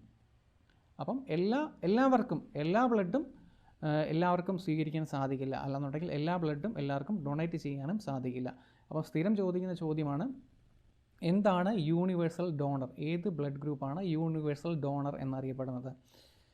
യൂണിവേഴ്സൽ ഡോണർ എന്നറിയപ്പെടുന്നത് ഒ ബ്ലഡ് ഗ്രൂപ്പാണ്. PSC ഒരുപാട് തവണ ചോദിച്ചിട്ടുണ്ട്, അപ്പോഴെല്ലാം ഒ ബ്ലഡ് ഗ്രൂപ്പ് എന്ന് മാത്രമേ പറഞ്ഞിട്ടുള്ളൂ. കൃത്യമായിട്ടുള്ള ആൻസർ എന്താണ്? ഒ നെഗറ്റീവാണ്. എല്ലാവർക്കും കൊടുക്കാൻ സാധിക്കുന്നത് ഒ നെഗറ്റീവാണ്.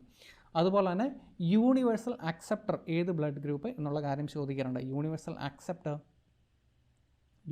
അക്സെപ്റ്റർ എന്നറിയപ്പെടുന്നത് എന്താണ്? AB ആണ്. കാരണം എന്താണ്? ഒരു ആൻറ്റിബോഡിയും ഇല്ല. അപ്പം എ ആൻറ്റിജൻ വന്നാലും ബി ആൻറ്റിജൻ വന്നാലും അത് റിയാക്ട് ചെയ്യില്ല. അതുകൊണ്ട് തന്നെ എന്താണ്? അതിനെ യൂണിവേഴ്സൽ അക്സെപ്റ്റർ എന്ന് വിളിക്കും. ഏത് ബ്ലഡും അതിനെ അക്സെപ്റ്റ് ചെയ്യാം. ഓക്കെ, അപ്പോൾ ഓർത്തോളുക, യൂണിവേഴ്സൽ ഡോണർ എന്ന് പറഞ്ഞു കഴിഞ്ഞാൽ ഒ ബ്ലഡ് ഗ്രൂപ്പ് ഒ ആയിരിക്കും. സ്പെസിഫിക് ആയിട്ട് ചോദിക്കുകയാണെന്നുണ്ടെങ്കിൽ എന്താണ്? ഒ നെഗറ്റീവ് ആയിരിക്കും യൂണിവേഴ്സൽ ഡോണർ. അതുപോലെ തന്നെ യൂണിവേഴ്സൽ അക്സെപ്റ്റർ എന്ന് പറയുന്നത് AB ബ്ലഡ് ഗ്രൂപ്പ് ആയിരിക്കും. ഓക്കെ, ഇനിയിപ്പോൾ വിവിധ തരം ബ്ലഡ് ഗ്രൂപ്പ് ഉണ്ട്. നമ്മൾ ഓൾറെഡി പറഞ്ഞാണല്ലോ AB O. 8 തരം ബ്ലഡ് ഗ്രൂപ്പ് ഉണ്ട് എന്നുള്ള കാര്യം ഓർത്തിരിക്കുക. അപ്പം ഈ ബ്ലഡ് ഗ്രൂപ്പിൻ്റെ അകത്ത് ഈ പറഞ്ഞ ബ്ലഡ് ഗ്രൂപ്പുകൾ അല്ലാതെ ബോംബെ ബ്ലഡ് ഗ്രൂപ്പ് എന്ന് പറഞ്ഞുകൊണ്ട് ഒരു ബ്ലഡ് ഗ്രൂപ്പുണ്ട്. ചോദിക്കാറില്ല, പക്ഷേ അങ്ങനെയും ഒരു ബ്ലഡ് ഗ്രൂപ്പുണ്ട്. മിഥ്യൊന്നുമല്ല, അങ്ങനെ ഒരെണ്ണമുണ്ട്. റയറസ്റ്റ് ഓഫ് റയർ ആണ്. അടുത്ത കാലത്ത് കൂടെ പത്രത്തിൽ വായിക്കുണ്ടായി. ഇന്ത്യയിലോ ഒരാൾക്കും കൂടെ, ഡൽഹിയിലോ മറ്റോ തോന്നുന്നു, നോർത്ത് ഇന്ത്യൻ സ്റ്റേറ്റിൽ ഇവിടെയാണ് ഇങ്ങനെ ഒരു ബ്ലഡ് ഗ്രൂപ്പ് ആവശ്യമായിട്ട് വന്നിരുന്നു. ഇനിയിപ്പോൾ നോക്കാനുള്ളത് സസ്യങ്ങളിലെ രോഗപ്രതിരോധ മാർഗ്ഗങ്ങളാണ്, അഥവാ ഡിഫൻസ് മെക്കാനിസംസ് ഇൻ പ്ലാന്റ്സ് ആണ് ഇനി നോക്കാൻ വേണ്ടിയിട്ടുള്ളത്. പ്രധാനമായിട്ടും 3 മെക്കാനിസമാണ് ഉള്ളത്. ഇപ്പം നമ്മളൊരു റോസാ ചെടി എടുത്ത് നോക്കുകയാണെന്നുണ്ടെങ്കിൽ അതിൻ്റെ അകത്ത് നമുക്കൊരു മെഴുകാവരണം കാണാൻ വേണ്ടി സാധിക്കും, വ്യക്തമായിട്ട് കാണാൻ വേണ്ടി സാധിക്കും. അതുപോലെ തന്നെ ക്യൂട്ടിക്കിൾ ഉണ്ടാവും. ക്യൂട്ടിക്കിൾ അതിൻ്റെ നേർത്ത ഒരു മെംബ്രെയിനുണ്ട്, അതിനെയായിരിക്കും നമ്മൾ ക്യൂട്ടിക്കിൾ എന്ന് വിളിക്കുക. മെഴുകാവരണവും ക്യൂട്ടിക്കിളും കാണാൻ വേണ്ടി സാധിക്കും. അതൊന്ന്. അതുപോലെ തന്നെ പുറംതൊലി, അതുപോലെ തന്നെ കോശഭിത്തി, ഇതൊക്കെയാണ് സസ്യങ്ങളുടെ ഡിഫൻസ് മെക്കാനിസം. ഓരോന്നായിട്ട് നമുക്ക് നോക്കാം. ആദ്യമേ തന്നെ മെഴുകാവരണം, അതുപോലെ തന്നെ ക്യൂട്ടിക്കിൾ പറഞ്ഞല്ലോ. ഇപ്പോൾ ഒരു റോസാ ചെടി എടുക്കുകയാണെന്നുണ്ടെങ്കിൽ വ്യക്തമായിട്ട് നമുക്കൊരു വാക്സ് കോട്ടിങ് കാണാൻ വേണ്ടി സാധിക്കും. ഓക്കെ, അതിൻ്റെ പ്രധാന ഫംഗ്ഷൻ ഇലകളിൽ കൂടിയുള്ള രോഗാണു പ്രവേശനത്തെ തടയുക എന്നുള്ളതാണ്. ക്യൂട്ടിക്കിൾ എന്ന് പറഞ്ഞാൽ നേർത്ത ലെയർ ഉണ്ടെന്ന് പറഞ്ഞല്ലോ. വാക്സ് കോട്ടിങ്ങിന് തൊട്ട് താഴെ ഒരു നേർത്ത ലെയർ ഉണ്ട്, ആണ് ക്യൂട്ടിക്കിൾ. ഇതിൻ്റെ രണ്ടിൻ്റെയും ഫംഗ്ഷൻ ഇലകളിൽ കൂടിയുള്ള രോഗാണു പ്രവേശനത്തെ തടയുക എന്നുള്ളതാണ്. ഇനിയിപ്പോൾ പുറം തൊലി അഥവാ ബാർക്ക്. ഇനിയിപ്പോൾ നമ്മൾ സ്റ്റെമ്മിലേക്ക് വന്നു കഴിയുമ്പോഴത്തേക്ക് ബാർക്ക്. ഉള്ളിലുള്ള കോശങ്ങളെ നേരിട്ടുള്ള രോഗാണു സമ്പർക്കത്തിൽ നിന്ന് സംരക്ഷിക്കുക എന്നുള്ളതാണ് പുറം തൊലി അഥവാ ബാർക്കിൻ്റെ ഫംഗ്ഷൻ. ഇനിയിപ്പോൾ കോശഭിത്തി അഥവാ സെൽ വോൾ ഉണ്ട്. സെൽ വോൾ ഉള്ളത് പ്ലാന്റ് സെല്ലിന് മാത്രമാണ്. സെൽ മെംബ്രെയിന് രണ്ടിനുമുണ്ട്. ആനിമൽ സെല്ലിനും പ്ലാന്റ് സെല്ലിനും സെൽ മെംബ്രെയിനുണ്ട്. ഇതൊക്കെ നമ്മൾ നോക്കിയതാണ് ഓൾറെഡി. ഇതിൻ്റെയൊക്കെ ഡയഗ്രാമൊക്കെ നമ്മൾ വരച്ച് നോക്കിയിരുന്നു. അപ്പോൾ ആനിമൽ സെല്ലിനും പ്ലാന്റ് സെല്ലിനും കോശസ്തരം അഥവാ സെൽ മെംബ്രെയിൻ ഉണ്ട്. പക്ഷേ സെൽ വോൾ ഉള്ളത് എന്തിനു മാത്രമാണ്? പ്ലാന്റ് സെല്ലിന് മാത്രമാണ്. അത് പക്ഷേ അത്യാവശ്യം സ്ട്രോങ് ആണ് താനും. ഡിഫൻസ് മെക്കാനിസത്തിൻ്റെ ഭാഗമാണ് എന്ത് സ്ട്രോങ് ആയിട്ടിരിക്കുന്നത്. സുസജ്ജമായ പ്രതിരോധ കവചമാണ് എന്ത്? കോശഭിത്തി. അത് പ്ലാന്റ് സെല്ലിന് മാത്രമേ ഉള്ളൂ. ലിഗ്നിൻ, ക്യൂട്ടിൻ, സ്യൂബറിൻ എന്നീ രാസഘടകങ്ങൾ കോശഭിത്തിക്ക് ദൃഢത നൽകുന്നു. കോശഭിത്തിയിൽ രൂപപ്പെടുന്ന കാലോസ് എന്ന പോളിസാക്കറൈഡ് കോശഭിത്തി മറികടന്നെത്തുന്ന രോഗാണുക്കൾ കോശസ്തരത്തിലേക്ക് പ്രവേശിക്കുന്നത് തടയുന്നു. അപ്പം ശക്തമായിട്ടുള്ള ഒരു സെൽ വാളുണ്ട്. ഇനിയിപ്പോൾ അതിനെയും കടന്ന് വല്ല മൈക്രോ ഓർഗാനിസംസ് എൻ്റർ ചെയ്യുകയാണെന്നുണ്ടെങ്കിൽ ഒരു പോളിസാക്കറൈഡ് പുറപ്പെടുവിക്കും. അതിൻ്റെ പേരാണ് കാലോസ്. അത് ഇവയെ ഡിഫെൻഡ് ചെയ്യും. മറികടന്നെത്തുന്ന, അതായത് സെൽ വാളിനെ മറികടന്നെത്തുന്ന രോഗാണുക്കളെ നശിപ്പിക്കുവാൻ കഴിവുള്ള ഒരു പോളിസാക്കറൈഡാണ് എന്ത് ഈ പറയുന്ന കാലോസ് എന്ന് പറയുന്ന പോളിസാക്കറൈഡ്. അപ്പോൾ ഇതൊക്കെയാണ് സസ്യങ്ങളുടെ പ്രതിരോധ mechanisms, defence mechanisms. Wax covering, cuticle, bark, അതുപോലെ തന്നെ സെൽ വോൾ.